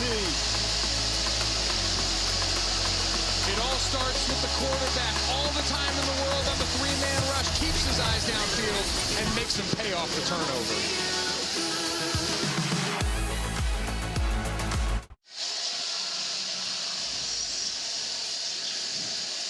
Dave Doran hears the cacophony of cowbells, and his team stares now at a 3-score deficit on the road here in Starkville, 21-3, as Mississippi State gets ready to kick off.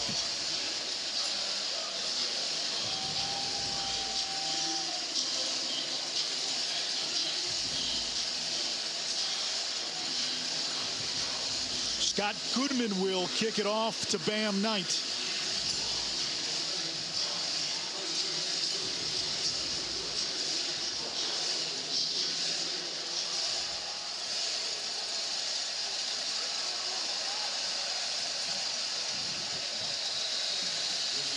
Well, last week was a nightmarish start to the season for the ACC. Week 1 saw 6 teams in the conference go down. Duke fell to Charlotte. Miami obliterated at the hands of Alabama. Georgia Tech fell to NIU. NC State was a winner against USF. Syracuse lost today to Rutgers. Clemson didn't score a touchdown against Georgia. Notre Dame detonated Florida State's field good story. And then you saw Louisville go down against Ole Miss. Week 2's been better, especially with Pitt beating Tennessee. But if NC State were to lose tonight, the 4 teams picked at the top of their respective divisions in the ACC would all have a loss by the end of week 2 as Thayer Thomas hauls it in at the 40 for a first down. And Anish, you've already seen the effect of that in the sky is falling conversations around Clemson's college football playoff chances. They get a little bit of relief today with the Ohio State loss, now giving who many predict to be the Big Ten champion 1 loss on the resume. But we saw that trickle-down effect. These out-of-conference matchups matter, especially when we've got them again for the College Football Playoff Committee. It's a long season, and that is the caveat, as Person got the call.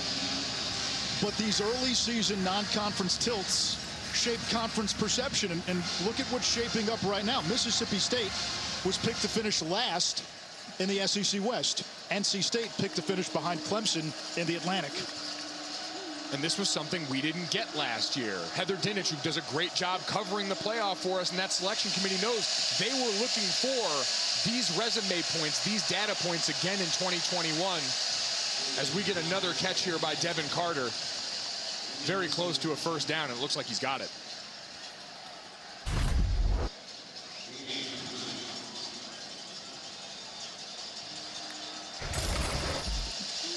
Devin Leary pumps, now he's flushed, gets away, hit as he throws it!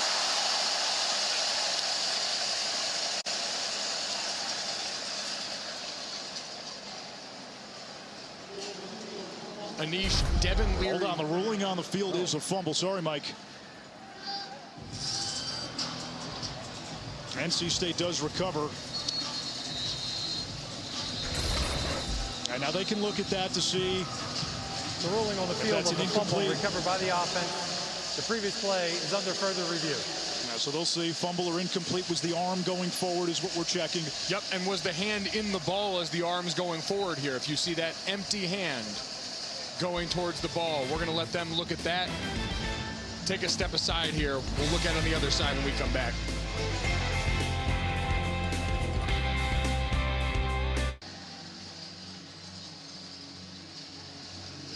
Thank you.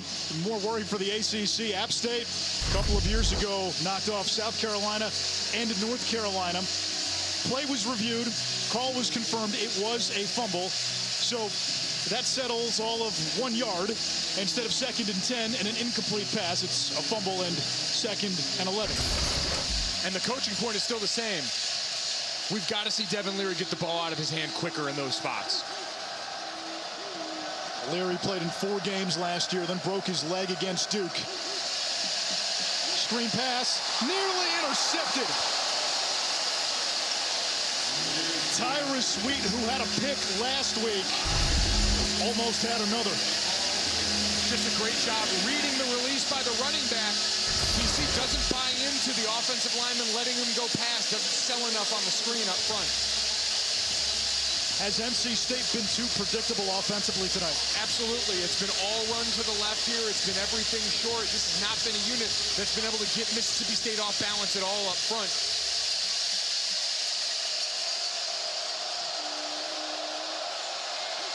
Bulldogs showing pressure. The rush 5. Leary gets away, heaves it downfield, incomplete. Jalen Green was in the backfield, a safety blitz. He's got a pick and a fumble recovery today.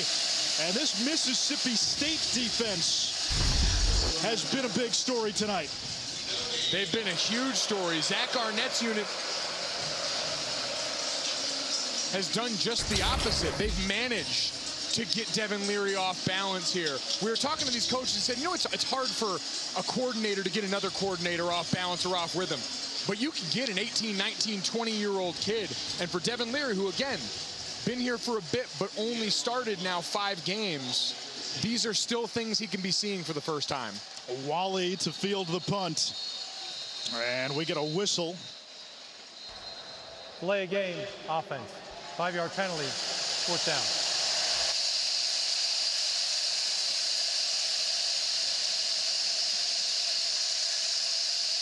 You go back to last week talking about this Mississippi State defense. Big plays were really the culprit.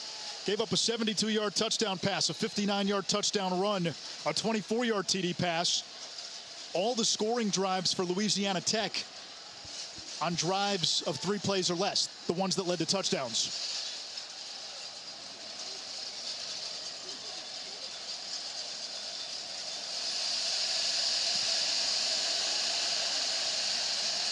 Wally from his own 18. A nice return up to the 29.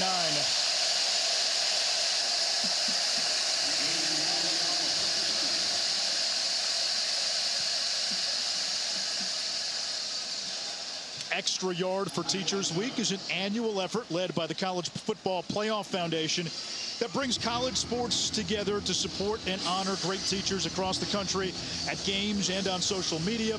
To learn more about Extra Yard for Teachers, follow @CFP Extra Yard. And Mike Leach is a teacher. He was a surprise participant in a Zoom meeting for the faculty at Henderson Ward Stewart Elementary School during Teacher Appreciation Week. Guy who's taught a few classes himself. He has. Insurgent warfare and football strategy at Wazoo. Over the middle, that's Jameer Calvin, who played for Leach at Wazoo. Now there's Mike Leach on the Zoom call. Now, he was a substitute teacher in LA to help pay for law school while he was attending Pepperdine, continued to teach at junior colleges. And this is for the Mississippi State folks. He was telling us He is in talks to potentially teach a class here in Starkville in the spring, similar to the one that he taught at Wazoo. Seems like every Mike Leach press conference is him auditioning to try and show kids, hey, when you're getting ready to sign up for those classes, this could be your future. And we get a whistle and a flag.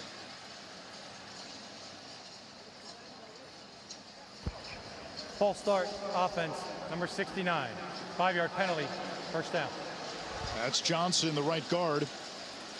Remember when Mike Leach was thinking about his class at Washington State, he put out a tweet, hey, is there any interest? And the overwhelming response was yes, which I would expect the same response here at Mississippi State. Manifesting on Twitter, it's all the rage these days, and it seems to work out well. Follow your dreams, kids. Tweet that tweet. Hard class to get into, though. 1st and 15 now after the penalty. There's the screen. That's Jameer Calvin.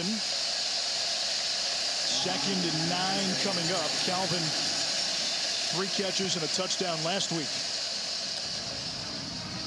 And we've seen on this drive, the penalty certainly not helping Mississippi State, but the run action, the play fakes, been sucking up the linebackers for NC State, and that was the charge for Tony Gibson in this defense. We know this group wants to be aggressive and downhill, but you've got to pick your time before you go ahead and shoot those gaps. And no Peyton Wilson out there for NC State, the ACC's top tackler last year. Left the game, had x-rays on his shoulder. Incomplete for ducking, and it's 3rd down. Taylor. Peyton Wilson down here on the sideline. He is out for the rest of the game with ice pack on his left shoulder, but he's still a huge part of this defense. You can hear him being a more vocal leader. He's in the linebacking group here when they're on the sideline, encouraging them and telling them we still have time. Well, we saw it from Mississippi State just a week ago, down 20 in the 4th quarter. They rally back to win. So they know better than anyone that this game is not over, and that's got to be the message that you learned last week on the sideline right now. On 3rd down, Rodgers to the air. Completes. And Johnson tripped up about 1.5 yards shy of the line to gain.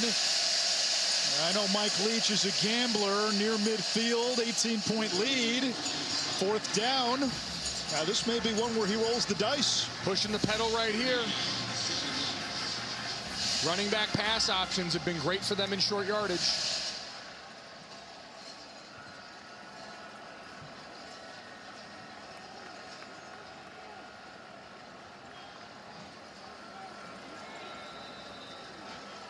And a timeout by Mississippi State. Timeout. Mississippi State, their first timeout of the half. A big 4th and 1 from near midfield for the Bulldogs.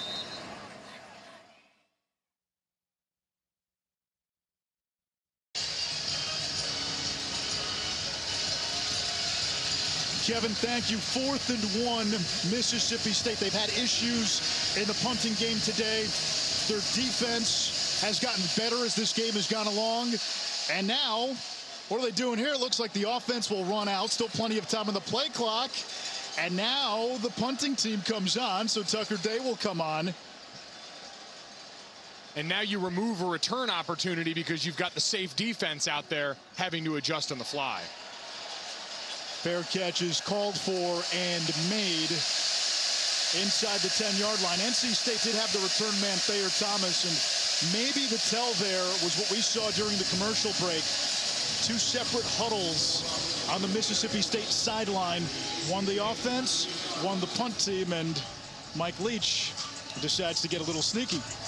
Always got to do it his own way. Would you probably have had the punt safe team out there, meaning you keep the defensive starters up front, you're worried about a fake, you're worried about them going for it? Absolutely. Is this way more fun to watch? You betcha. Sinatra did it his way too. It worked for him. Ricky Person starts in the backfield. How does NC State get going offensively again? I think you've got to feed those backs on the ground. Let them get comfortable again. A couple of balls on the mat. You can't go away from it, though. The last drive was promising before the fumble. Devin Leary downfield has a man wide open, incomplete. Anthony Smith was all alone. If he hits him, it's a 91-yard touchdown. Football's a complicated game, but it's really simple when it comes right down to it, Anish. Mississippi State has capitalized on their shot plays when they've had guys down the field open. Will Rogers has made the throws, and Devin Leary has come up just short on these. Mississippi State was burned by the big play last week. Nearly happened again, and now contact along the line of scrimmage.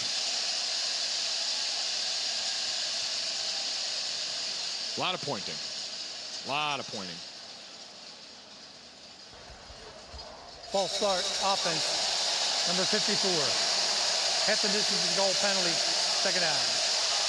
You played O-line, so when you know it's on you and you point, is there a sense of shame or guilt on your end? Oh yeah, you're trying to cover up for your own mistake there. The worst is when you fall backwards and you can feel it coming. This one right here, he had more of a legitimate claim to. The defense has been inching close, trying to show those blitzes, but there's no doubt it is a cover-up in the works. 2nd and 14.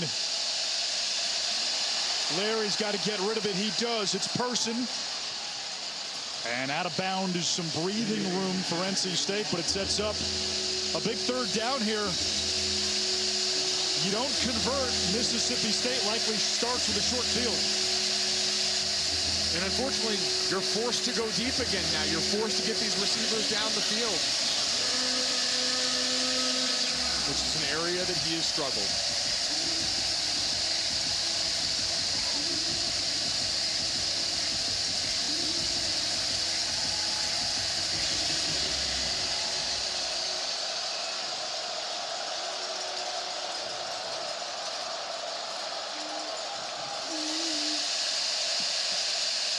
Incomplete for Thomas. Covered by Green. And the Wolfpack will punt it away from deep in their own zone.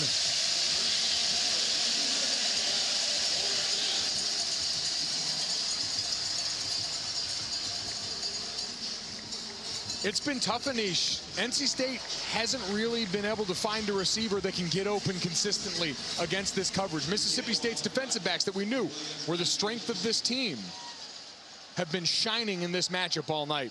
Austin Williams waiting at his own 45. And the punt by Gill. Williams from the 42. Taken down at the 45-yard line. Well, our booth is right next to the Learfield radio booth, and father and son. I've got Mike Golick Jr. Kate Scott, the wonderful play-by-play announcer for Learfield, has your dad. And you can't even get him to shut up long enough to actually enjoy this moment right near. He's bagging on, gas bagging over there about God knows what. Hi, Dad.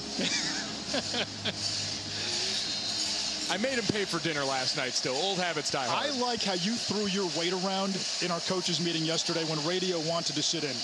I told him, if you open your mouth, I'm going to have to hurt you in this room. He didn't listen.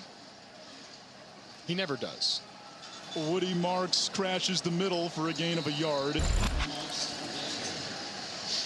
I'll watch the facial expressions here. So this is our team meeting with NC State. Seniors trying to get a question in, and your reaction and expression, priceless. What are you doing, Dad? 31 years of this, Dad. You can't just let me have one meeting. Look at him go here. Him and Dave Dorn bonding over their defensive tendencies here. It's a lot to take in. Rogers has Wally. In all seriousness, though, nice family moment for you. Real hero is Mom, who's got to be the mediator, right? Mom listened to the first half on radio. She's watching the second half on TV. She's not new to this. She's true to this. And so we've done a couple of games together before. Nice to get to do it side by side here. Of course, I found him at halftime sneaking up doubles on ice cream. He was taunting us, saying they were going to get po' boys in the booth.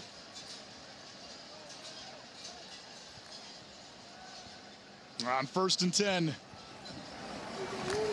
Another strong run by Marks. Gets a couple, and That clock continues to run. Another scoring opportunity inside the 40 for Mississippi State. Less than 2 minutes to go here in the third. NC State defensively without one of its best players in Peyton Wilson, out for the game, ice on his shoulder. We talked about it, the communication that you need to go in against this offense, especially on the second level. You can't overstate that. And so now you take one of those chains out of the link, and it becomes a little bit tougher for everyone involved. Drake Thomas, Isaiah Moore having to carry more. On 2nd and 8, Rogers slings it over the middle, nearly intercepted. A little behind Wally. Kevin. Anish, Arkansas is dominating Texas right now. Raheem Sanders. Acho, this is bonkers. Yeah, what a run, first of all, by Raheem Sanders. But yes, Texas is on upset alert, down 33-7, going into the fourth quarter. Matchup of old conference foes, Anish, soon to be conference foes again. Taylor McGregor, Arkansas alum, on the sideline. Thoughts? This is awesome. I, as a student, never got to see Arkansas face Texas, but of course I always heard about the Southwest Conference and how big of a rivalry they were, so it's pretty cool to see it come to fruition. Off the hands of Ra Thomas, the freshman. Taylor was bullish on an upset as we get a flag.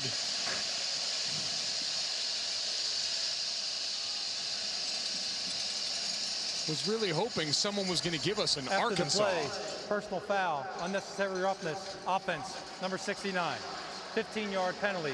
The down counts, 4th down. Yeah, and that's a backbreaker. You were right there on the cusp of a long field goal potentially.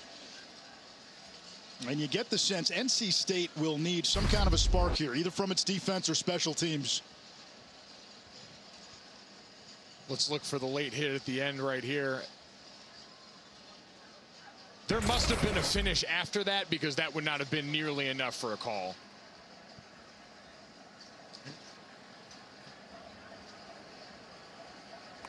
But again, another one of those spots, they haven't been burned by these penalties much. You've seen them be able to overcome a lot of them, but here, too critical of a spot here, and it looks like the penalty declined again this time. Going to bring out the punt team. And this is a spot, too, unless there's a game-changing special teams play. NC State likely starts deep in their own zone. And really, since the first quarter, they've struggled to move the ball. This one takes a Wolfpack bounce, and they'll start at the 25-yard line. Are you ready for Monday Night Football? The 52nd season kicks off in a few days. Lamar and the Ravens in Vegas to take on Derek Carr and the Raiders. Lamar may have to run it 20 times. The Ravens' running room just decimated in the last 2 weeks. J.K. Dobbins, Justice Hill, Gus Edwards, all out with season-ending injuries. They go get Latavius Murray. We may see Le'Veon Bell. I would say the running back room needs name tags, but they've got 3 former 1,000-yard rushers when you throw Devonta Freeman in there as well. So well familiar with these names. Need the production. Bam Knight gets the call on first down and does not get very far. It's almost becoming choreographed now. When NC State runs, Mississippi State knows it's going left. And NC State loves the idea of being able to run in the obvious spots here, but at some point you've got to mix in misdirection. Now this time they try to go the other way, and they chose poorly. Now, when you talked earlier about the counter coming back to this offense, the run game after almost 300 yards in week 1, non-existent really today. And this offense doesn't know how to function without it now. 3rd and long again. And we've seen them dump it off to the running back. The offensive line's got to be able to protect for longer, because Mississippi State's been getting pressure on Devin Leary, and that's when he's been making poor decisions, putting the ball in harm's way.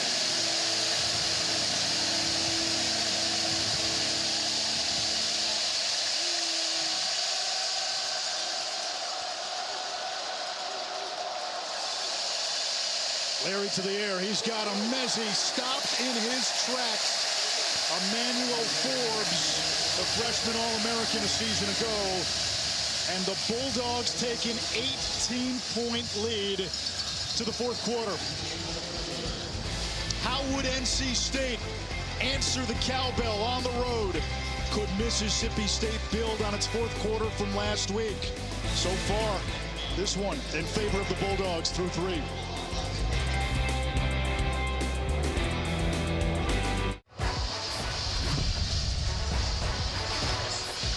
From Starkville, Mississippi, it's the SEC on ESPN.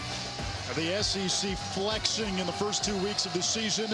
The Bulldogs with an 18-point lead on NC State. 4th and 5, Trenton Gill to punt for the Wolfpack. And this is a good kick, but it lands out of bounds.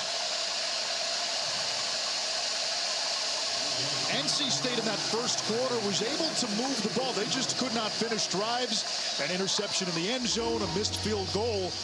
But really, since that first quarter, Mississippi State defensively has made plays in space. We haven't seen many deep balls. We haven't seen many explosive plays.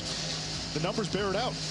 And Anish, sometimes when things don't work out for you early, as a play caller, as a human being, it's easy to get deterred. We always knew as an offensive line, if we shut down a team's designer blitz the first time, we'd never see it again. And when you saw that trick play, that pop pass down in the low red zone, it might have taken some of the wind out of this NC State offensive sails.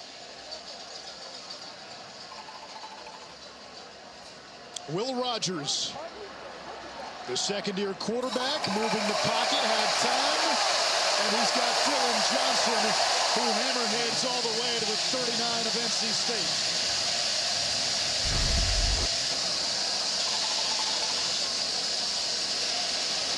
Big night for the Mississippi State offensive line. You're only getting a 3-man rush, and so you're doing exactly what you need to do.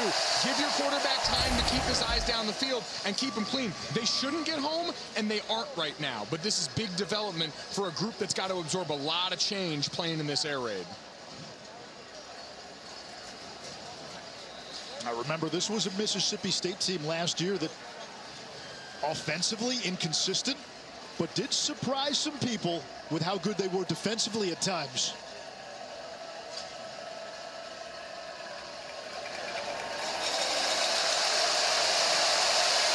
Griffin, who opened this game with a 100-yard kick return touchdown, moves the chains.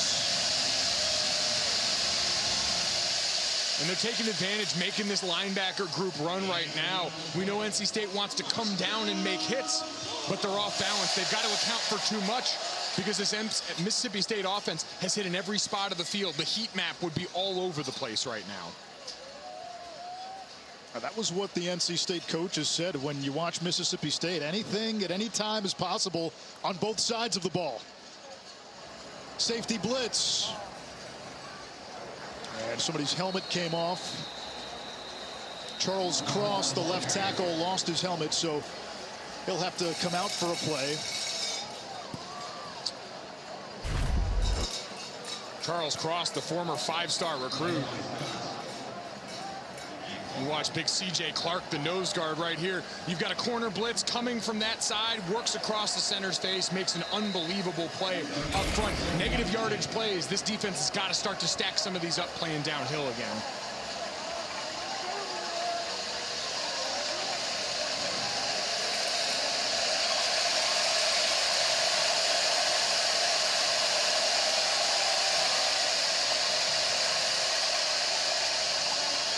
Another 3-man rush.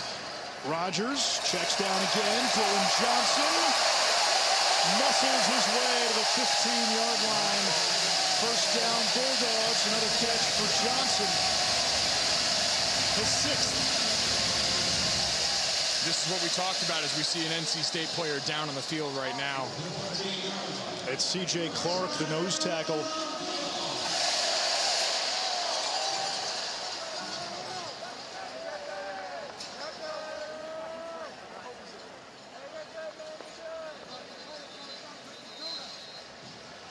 Will step aside. Bulldogs on the move.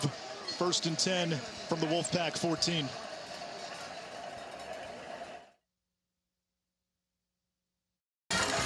Mississippi State driving as they lead 21-3, and this NC State sideline seeming defeated. A lot of heads down, guys tapping each other on his shoulder, trying to give you courage, but it doesn't seem like they have a whole lot of life. Bᴜʟʟᴅᴏ, if you're in their shoes, how do you keep them invigorated? Well, first off, the guys on the field have to start by making plays. That's what's going to incite this group. But we talked about having an older team. Those voices have to start to show up, your leaders on that sideline.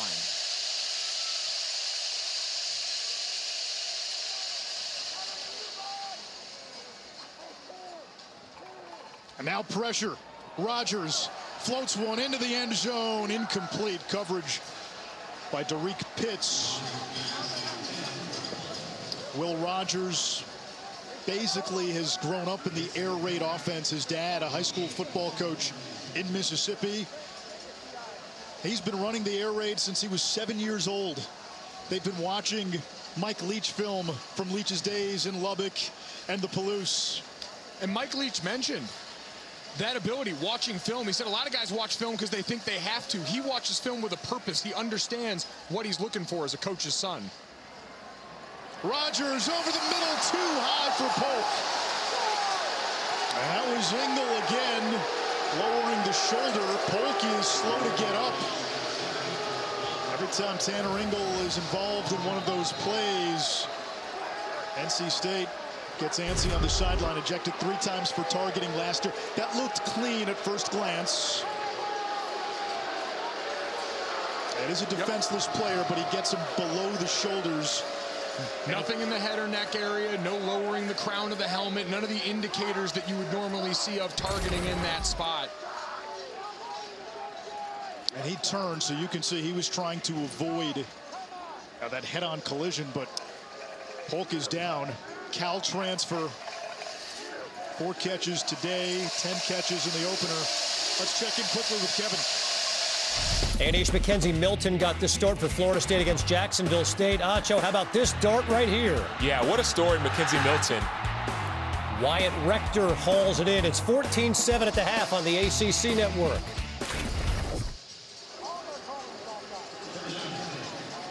Now Florida State, even in a defeat last week to Notre Dame, a lot of goodwill came out of that game. Not just Mackenzie Milton, the feel-good story of the year, but the progress Mike Norvell has made in year 2. Absolutely. That defense was flying around fast, playing upfield, and just looked confident. Something that in year 1, with all the offseason consternation, maybe wasn't there with that squad. On 3rd down, Rogers to the air.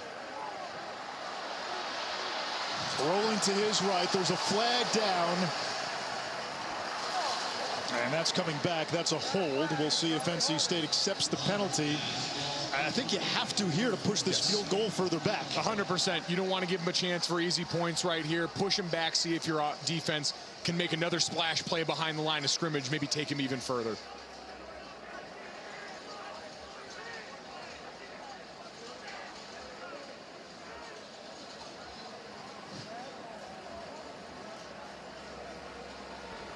Holding, offense, number 78. Penalties decline. 4th down. Earlier in this game, NC State declined a holding penalty. Mississippi State went for it, converted on 4th and 7 instead of a 3rd and 17. That ended up being a scoring drive. And that one was at least more defensible, maybe 10, 15 yards behind where they are now. This clearly in field goal range here. Unless the thinking is it's a 3-score game either way.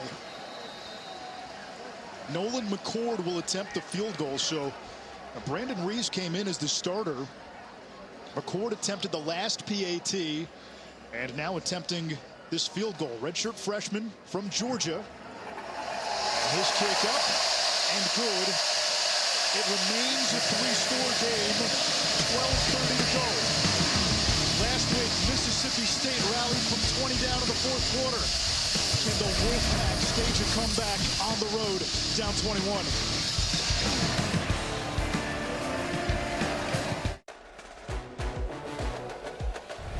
ESPN College Football Primetime is presented by Sonos. Experience game-changing sound made easy.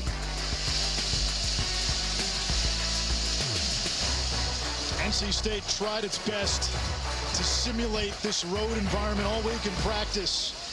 Cowbells while the quarterbacks were taking snaps, while they were taking their written exams. You can't quite simulate Davis Wade on a Saturday night. It has been rocking. The crowd won't stop believing. And they saw what you can do rallying from a deficit last week. Let's see if Zonovan Knight can get them started here with a big return. Had a 100-yard kickoff turn for a touchdown last year against Miami. And he won't get a chance. All right, offensively, NC State's been running in quicksand now since the second quarter. How do they get explosive plays? How do they still give themselves a chance in this game?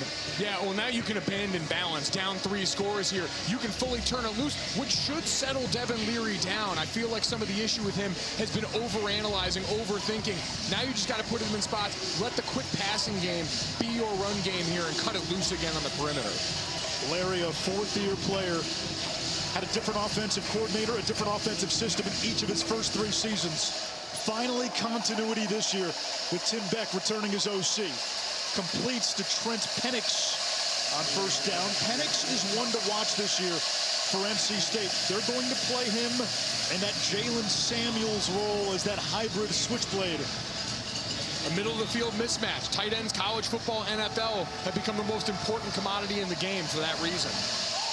Leary is sacked. Jaden Cromedy.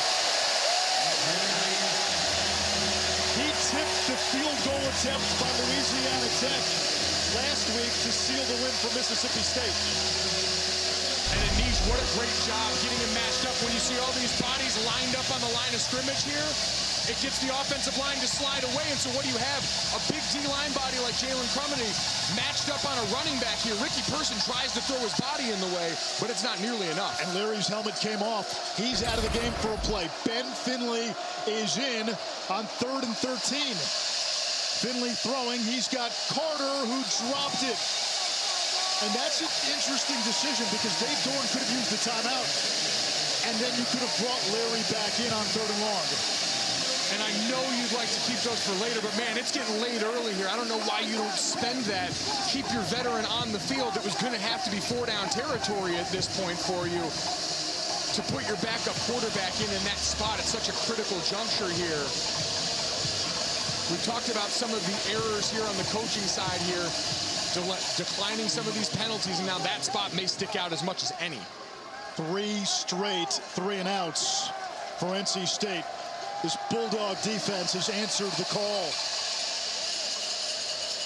Outstanding punt by Gill.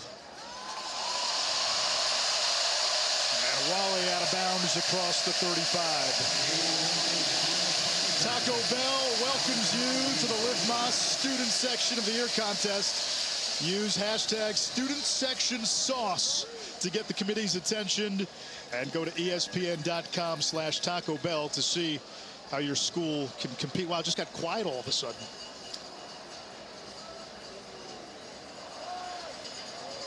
A cowbell has the same decibel level as a chainsaw. I did not know that. There's an injured NC State player on that far sideline, and this is not good. It's Isaiah Moore. Remember Peyton Wilson, the ACC's leading tackler, first-team all-conference last year, out for the game with a shoulder injury. Moore is one of the best players on this defense. He wears that #1 jersey, a point of pride for the program. It goes to the player that best represents Wolfpack football on and off the field. Taylor. Let me tell you, Mike Leach, though, his team might be up by 21 points, but he is telling them to put the pedal to the metal. He says, you have to win this part of the ball game. He says, this is the most important part, and I need to see you guys win it. This is still a very young Mississippi State team in a year where a lot of teams that were old last year because of the NCAA rule that granted everybody an extra year of eligibility, those teams remained old this year. So Mississippi State last year playing the freshmen, the true freshmen, those guys do have another year under their belt. But the way they won last week and what they've done tonight, you get the sense, given the opponent, you are watching not just a team but a program slowly coming of age here. Well, and last week is exactly why Leach is so adamant right now. Because he can say to these guys, remember what we did last week on the other side. Shoe on the other foot of this situation. It's an easy transfer point that now you can say to this offense, look at their defense reeling. 2 of their leaders in that linebacking core. You've got a chance to go out here and step on their necks and end this game if you execute the way we can. There's the shotgun split back look, which Mississippi State has gone to a ton tonight. Rogers looks off marks, instead finds Heath. And he's up to the 46-yard line, 2nd and 2. That's where this game has been different since about the middle of the second quarter. Mississippi State has been better on first down. It sets up the rest of their drive, the rest of their series. NC State has struggled to gain traction on first down. Mississippi State last year was 105th in the nation at yards per play at just under 5 yards. But when you throw it 50 times a game, that can add up to a lot of ball control drives for you as they put it on the mat right here. Put it on the mat. Mark's able to recover, and it sets up 3rd down. And not to overstate it here, this feels like it's the ball game. NC State needs a stop here. A huge 3rd down right in this spot. We've seen them exploit the running back in the short area of the field here. But I would have eyes on 85 Austin Williams. He was so dependable in these zone holes early in the game here. And this NC State defense, we've seen them tired, worn out, plenty of dirt all over these jerseys here. You wonder if they've got enough for one more blitz or if they're going to hang back and try and let it come to them. Knocked down, it's incomplete. Looking for Heath. Ingle, the Tasmanian Devil, got in there. And 4th and 4, and the door still ajar for the Wolfpack. And it's a great job by NC State's defense. We talked about all the guys they lost. Again, Tony Gibson said, Tanner Ingle, when he's on the field, is the energy guys for us. And we heard from Taylor before. That's a sideline that's beaten down right now.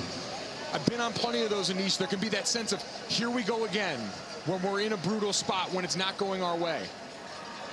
10 players on the line of scrimmage for NC State. Punter goes down. Did not see a flag.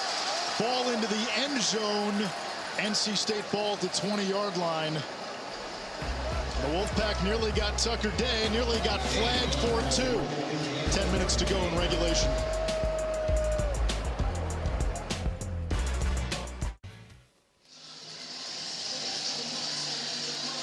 They have a big slingshot up in Boone, North Carolina. App State, the Giant Killers. NC State down 3 scores, 9:59 to go. Ball at the 20-yard line. Ricky Person, the running back. Devin Leary is going to take a shot. And it's incomplete. They wanted Anthony Smith getting some run tonight. There hasn't been a lot in the intermediate in this NC State offense tonight. It's been all these deep Hail Mary shots, low percentage throws for them. When you're sitting up there in this offensive huddle right now, you've been beaten down for a while. The last 3 possessions have been all 3 and outs for a total of 13 yards. You just need to see something good happen. Get an easier throw for your quarterback. And we've seen that a lot. 2nd and 10, 2nd and 9, 2nd and long. That's complete. Dylan Perrin, the tight end. That sets up 3rd down. At this point, you have to consider this 4-down territory.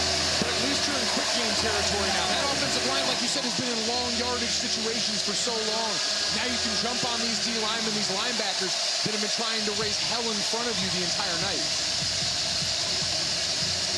NC State today just 3 of 14 on 3rd down.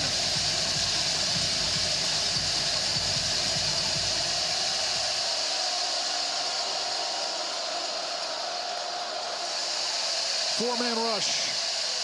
Person. Denied. Emerson the tackle in space. And it's 4th down.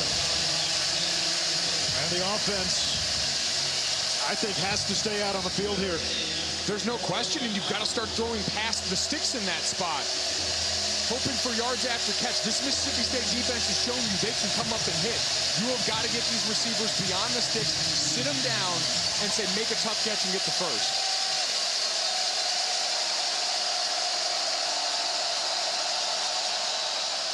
And a timeout. Dave Doran and NC State with 2 left. Timeout and a half. 4th and 3 for the Wolfpack, deep in their own zone.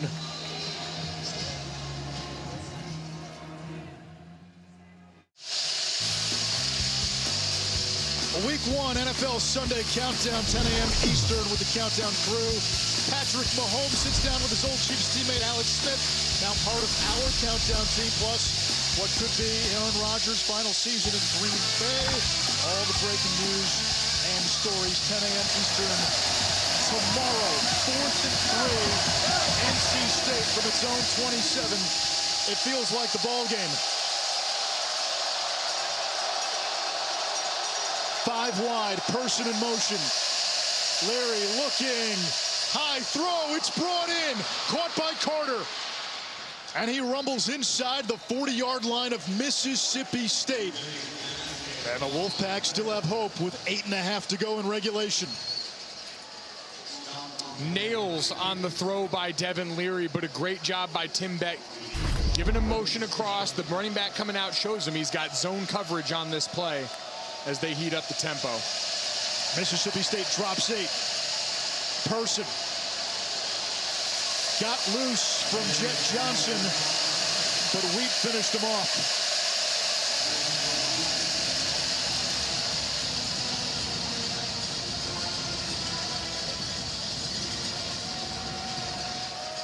And I don't know why they're slowing down. This tempo's worked well for them in the past. You're giving this Mississippi State defense time to set you up. Precious seconds ticking off, down 3 scores. Thrown behind Carter. There's been a lot of miscommunication today with Carter and Leary. A couple of drops from Carter, too. And these are the things you don't want to see. We've talked about year 2 in this system. Finally having an offensive coordinator for more than 1 season. If you're Devin Leary and Tim Beck, as another big 3rd down approaches. Now, what are you looking to do here on 3rd and 7? There is a flag.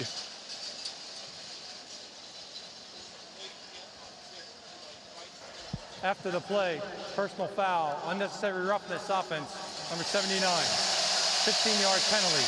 The down count, 3rd down. 𝐒𝐭𝐚𝐭, and that is a backbreaker for the Wolfpack. Not what you want from your all-ACC left tackle. And it's been a much cleaner night for them on that side. These critical situations, though, your leaders up front, we talk about him. Grant Gibson, your 2-time captain. You've got to keep a level head while everyone else is struggling to stay afloat. You may have a lot of plays for 3rd and 7. You don't have as many on 3rd and 22. Knight motions out. 5-man pressure. Leary heaves it downfield. And it's brought in by Emmezi. So that time they connect down to the 11-yard line. 7:28 to go in regulation. And now we pick up the tempo again. Try and see if you can catch Mississippi State on their heels. It was the same formula. Motion the back out, get a clear picture, and drop a dime in. Bam, Knight fights his way to the 6-yard line. 5 catches, 84 yards today for Emmezi.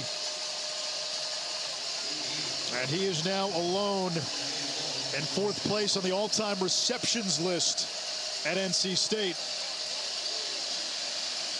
And I know there's 7 minutes left, but a lot of time starting to tick off here for your team. You're on the left hash. You can get your quarterback rolling to his right hand if you want. Thomas in motion, ball hits the ground. Leary's got to eat it. 3rd down.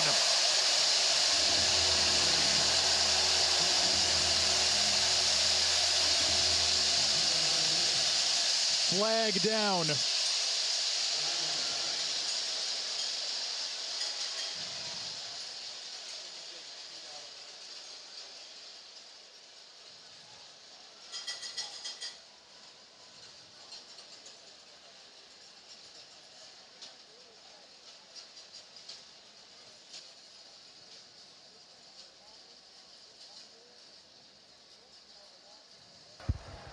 After the play, personal foul, unnecessary roughness offense, number 6.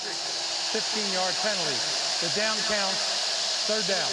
Now that's Trent Penix. And Dave Doran's look sums up the frustration on that sideline. Talked about a veteran team. These are not supposed to be the mistakes veteran teams make. The rest of it you can correct. This is something that's a real problem.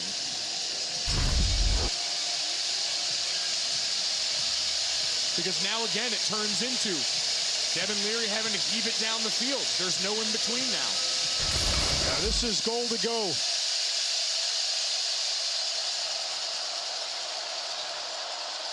Empty set. Leary's pass nearly intercepted. It's incomplete. Wanted Tootle. And now it's 4th and goal from the 21.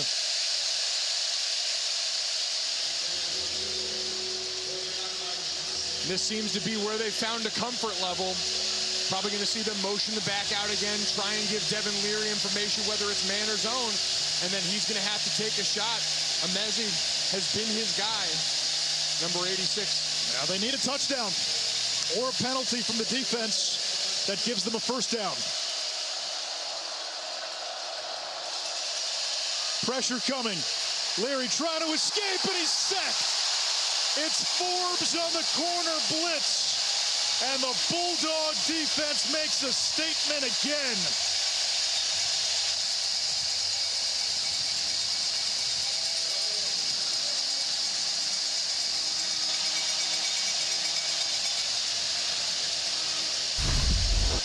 Forbes, Emerson, this entire defense have gotten underneath NC State's skin. This time you've got them in the boundary right here, so you can disguise it right up until the last snap, and they know Leary's going to be going for the end zone. He's got to hold on to it a longer time, and a great job of rushing to that upfield hip and just getting enough, hog-tying him around the ankles.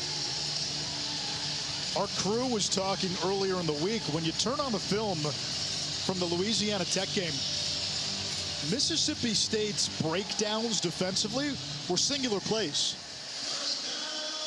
We didn't see Louisiana Tech really string together long drives against them. NC State was able to put together a couple of drives early. They couldn't score. And that was another one, their best looking drive of the second half before the penalty. This is a defense that has learned how to bend and not break, and you would have to assume offensively, Mississippi State, while they haven't been great in the first 2 games, if they continue to improve, the more comfortable they get in the air raid system, by season's end, no one's going to want to play here. They were able to defeat tempo, which is something that's hurt that defense. The kickoff return for a touchdown to start this game gives them an early lead. They weather a few of the storms and bow up in the red zone. And so now you take NC State completely away from what everything had worked, spreading the ball to the perimeter and using the speed of that offense to negate some of that defensive playmaking. Will Rogers on the run. Throws it downfield, incomplete. Clock stops with 5:19. Arkansas hammered Texas. We've got close games in Miami and even Florida State. Kevin Connors, what do you got? Well, at East Miami kicked a field goal to take a 2-point lead. 4th and 6 for App State. Chase Bryce. It is not to be. Slingshots in hand, but no slaying giants tonight. The Canes hang on. They get Sparty next. A sigh of relief for the ACC, but all things considered, NC State on the verge of going down to Mississippi State. Watching Arkansas beat Texas by 3 scores. The SEC this year, it's not just Alabama, it's not just Georgia. The first few weeks in some of these non-conference games, we're seeing how strong the middle of this league is. It's been beyond impressive. You and I were talking last week when we were calling a game in the Big 12. The SEC is, in a lot of ways, offensively become what the Big 12 once was, as we've seen defenses in that conference start to bow up. Lane Kiffin and company holding up on defense, putting up video game offensive numbers still for Ole Miss. The middle of this conference, the rising tide that we've seen that has been Alabama and Georgia, now starting to lift a lot of the rest of these ships. Ole Miss was a team that has shown some improvement defensively, small sample size. We get a timeout with 4:30 to go. Mississippi State. Their second timeout of the half. Barring an NC State miracle, if this score holds, What's the Monday narrative surrounding the ACC? A lot of soul searching going on here. Again, a conference that has been attacked for depth outside of Clemson here. Who's going to step up? North Carolina, I think, was the biggest thorn in the side of that through week one. But this for NC State, you're supposed to be a veteran team doing decidedly unveteran things. And we know the alliance, all of these things that have popped up as the SEC's dominance throughout college football has started to become something really bothering not just the players and coaches, but people at higher levels. This season, All-State will celebrate every field goal and extra point made by participating universities by making a donation to the university's General Scholarship Fund. Thank you, All-State. There's a lot of football to be played, and injuries happen, personnel changes happen. There's a lot to sort out over the next few months.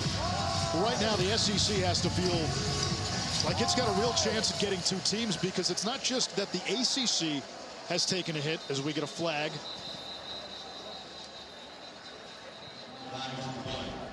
False start, offense, number 24. 5-yard penalty, 4th down. You look at what's happening in the Pac-12. Oregon did get a marquee win. The rest of that conference has been beaten down through 2 weeks. Look at the Big 12. Oklahoma nearly upset by Tulane in week 1. Iowa State in a Big 12, Big 10 rivalry game that goes down to Iowa. Texas loses to Arkansas. So the strength of the SEC, and I guess you could say, and Iowa maybe early on, but really the strength of the SEC plays out in this early season. There's got to be a lot of optimism about how many teams they can get in the college football playoff.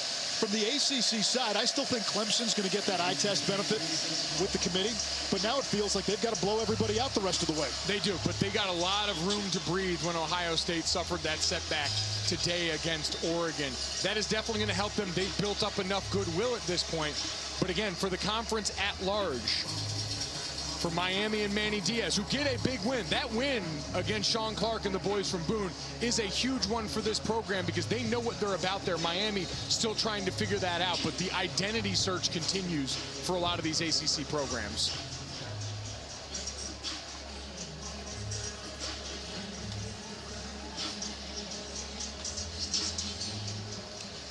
.422 to go after the punt.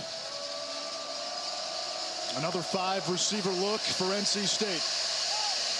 Leary slings one over the middle. It's caught. Porter Rooks, speedster out of Charlotte, for a 1st down. Following our game, we get UNLV, Arizona State. I want to make sure you get this story in. Herm Edwards spoiled a Game of Thrones episode for you, and I don't think you've forgiven him yet. I haven't, and I don't think I ever will. And so many think of Herm Edwards for quotes like, don't press send. You play to win the game. Jordan Houston with the catch. All right, go ahead. Tell the story. What happened? I think of him for the quote, the bad guy's got a dragon. I come in doing morning radio with my dad one day. I haven't seen the latest episode of Game of Thrones, a season finale where a particular weapon changes hands. It's a pretty big plot deal. And I tell everyone, guys, I'm not going online. I'm not doing any of this. And Herm, up against a hard out, looks at me and goes, I got to give you one little spoiler. The bad guy's got a dragon. The White Walker's getting a dragon. Only one of the more pivotal plot elements in the history of the show. And Herm Edwards drops that one out of me. Mike drops and walks out of the studio. He left you with that bad guy's got a dragon, and that was the sign-off. That was it. Walked out, went to do another hit, walked back into the studio, yelled it at me again just to add insult to it one more time. I love you to death, Herm, but you know that was foul. UNLV, Arizona State, next on ESPN2.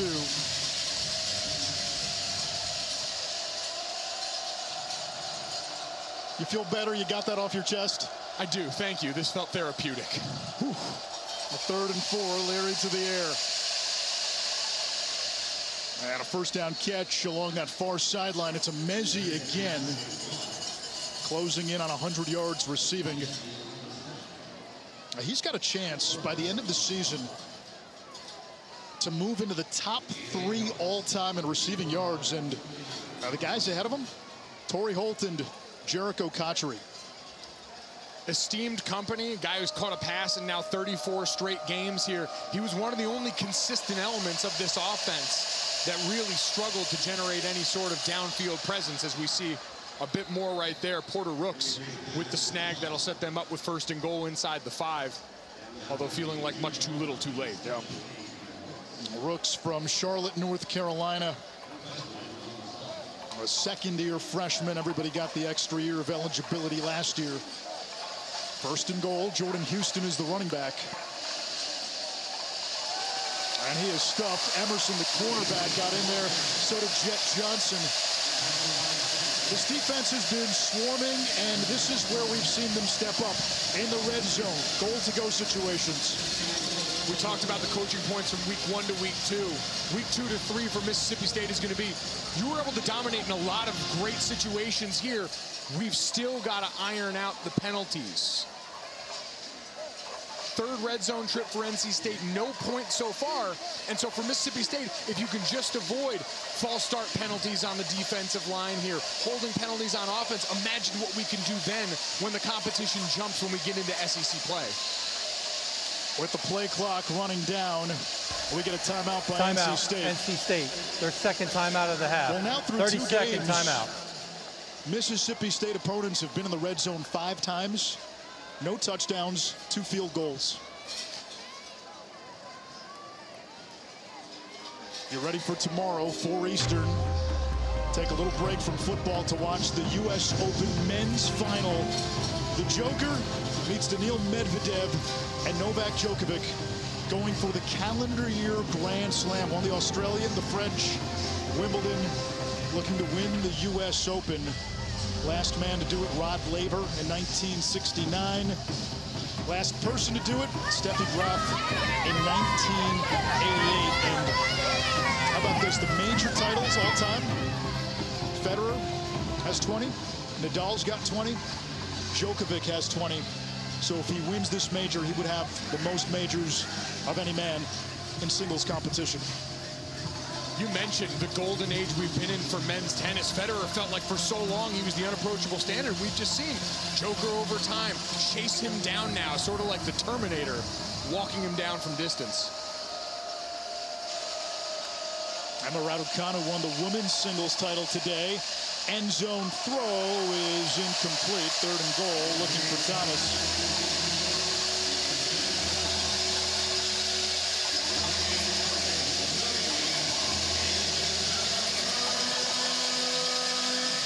NC State gets Furman next week, and then a home game with Clemson. It's a schedule that includes a road trip to Miami, to Florida State, also North Carolina.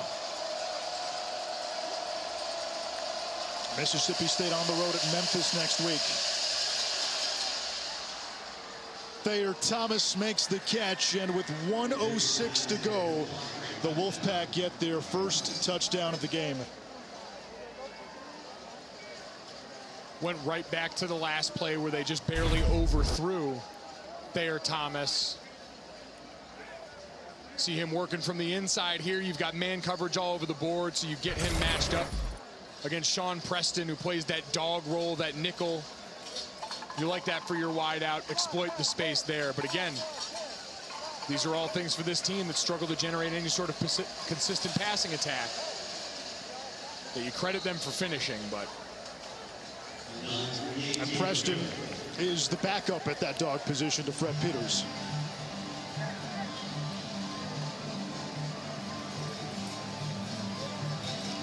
For those of you looking to catch UNLV Arizona State, the start of that game will be on ESPN News. We will join it in progress once we're done here. Got about 66 seconds to go. Arizona State, 6 rushing touchdowns in week 1. The last time they played, the only other time they played is September 13, 2008. Arizona State ranked 15th in the country, heavily favored. UNLV unranked. 4th quarter, ASU up 7, 18 seconds to go. Phillip paid the spectacular catch, and then the kick blocked. UNLV wins it 23-20. Vegas Vegas. Onside kick attempts likely coming here from Dunn, and the timeout for Mississippi State. They use their final timeout.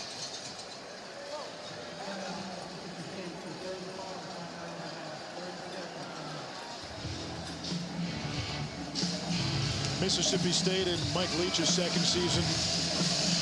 Trying to build. You really don't envy any coach who had to take over last year. No offseason. You had COVID. You're doing a lot of your meetings in Zoom. It's hard to build team chemistry. This is a Bulldogs program, though. When we tried to talk to them about that, they said, well, everyone was dealing with that. It's a no excuses mantra. That's very much set from the top down with Mike Leach. And people hear about the air raid, this 3-day install, where it doesn't take long to get the bones of this down, but it's starting to flesh out the tissue that really takes time, and we've seen some benefit there. Kevin.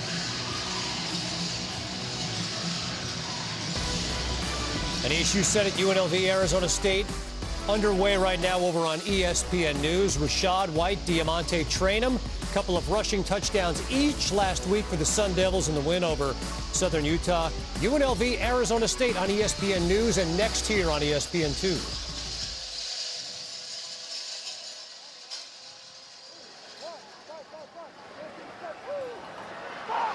This is a loose ball. NC State says they have it, and they do. Let me tell you what, you can't execute an onside kick much better than that. I give kickers a lot of grief for being down over on their own separate field a lot of times, but that practice clearly paying off there. Emmanuel Forbes could not field it clean. And Delbert Mims III able to recover it.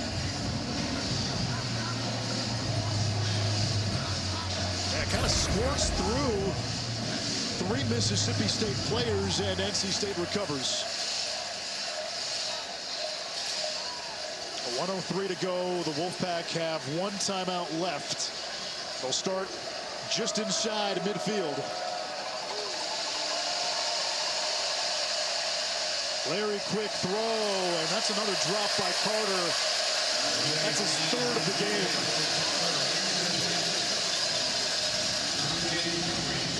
For NC State, going back to the drawing board after the game, it's going to be about doing the little things right here. They were inconsistent early, failed to capitalize in so many of those opportunities when your offense was humming. And then in Anish, we talked about the downside of that live by the sword, die by it trick play at the beginning of this game. I think it took away a lot of what they were willing to do creatively on offense. Person motions out. Larry is sacked. Randy Charlton, the UCF transfer.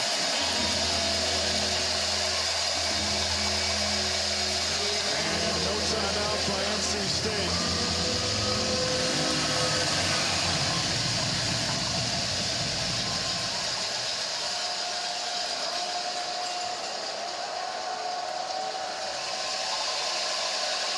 Larry steps up, eluding the pursuit.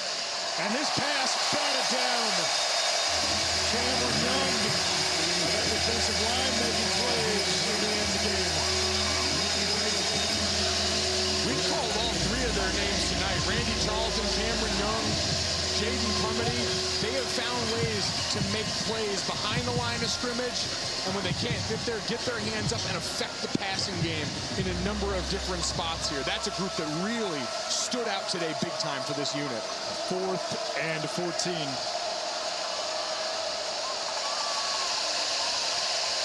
Bulldogs drop 8. Leary heaves it downfield, and it's intercepted. Picked off by Fred Peters, the leader on that defense.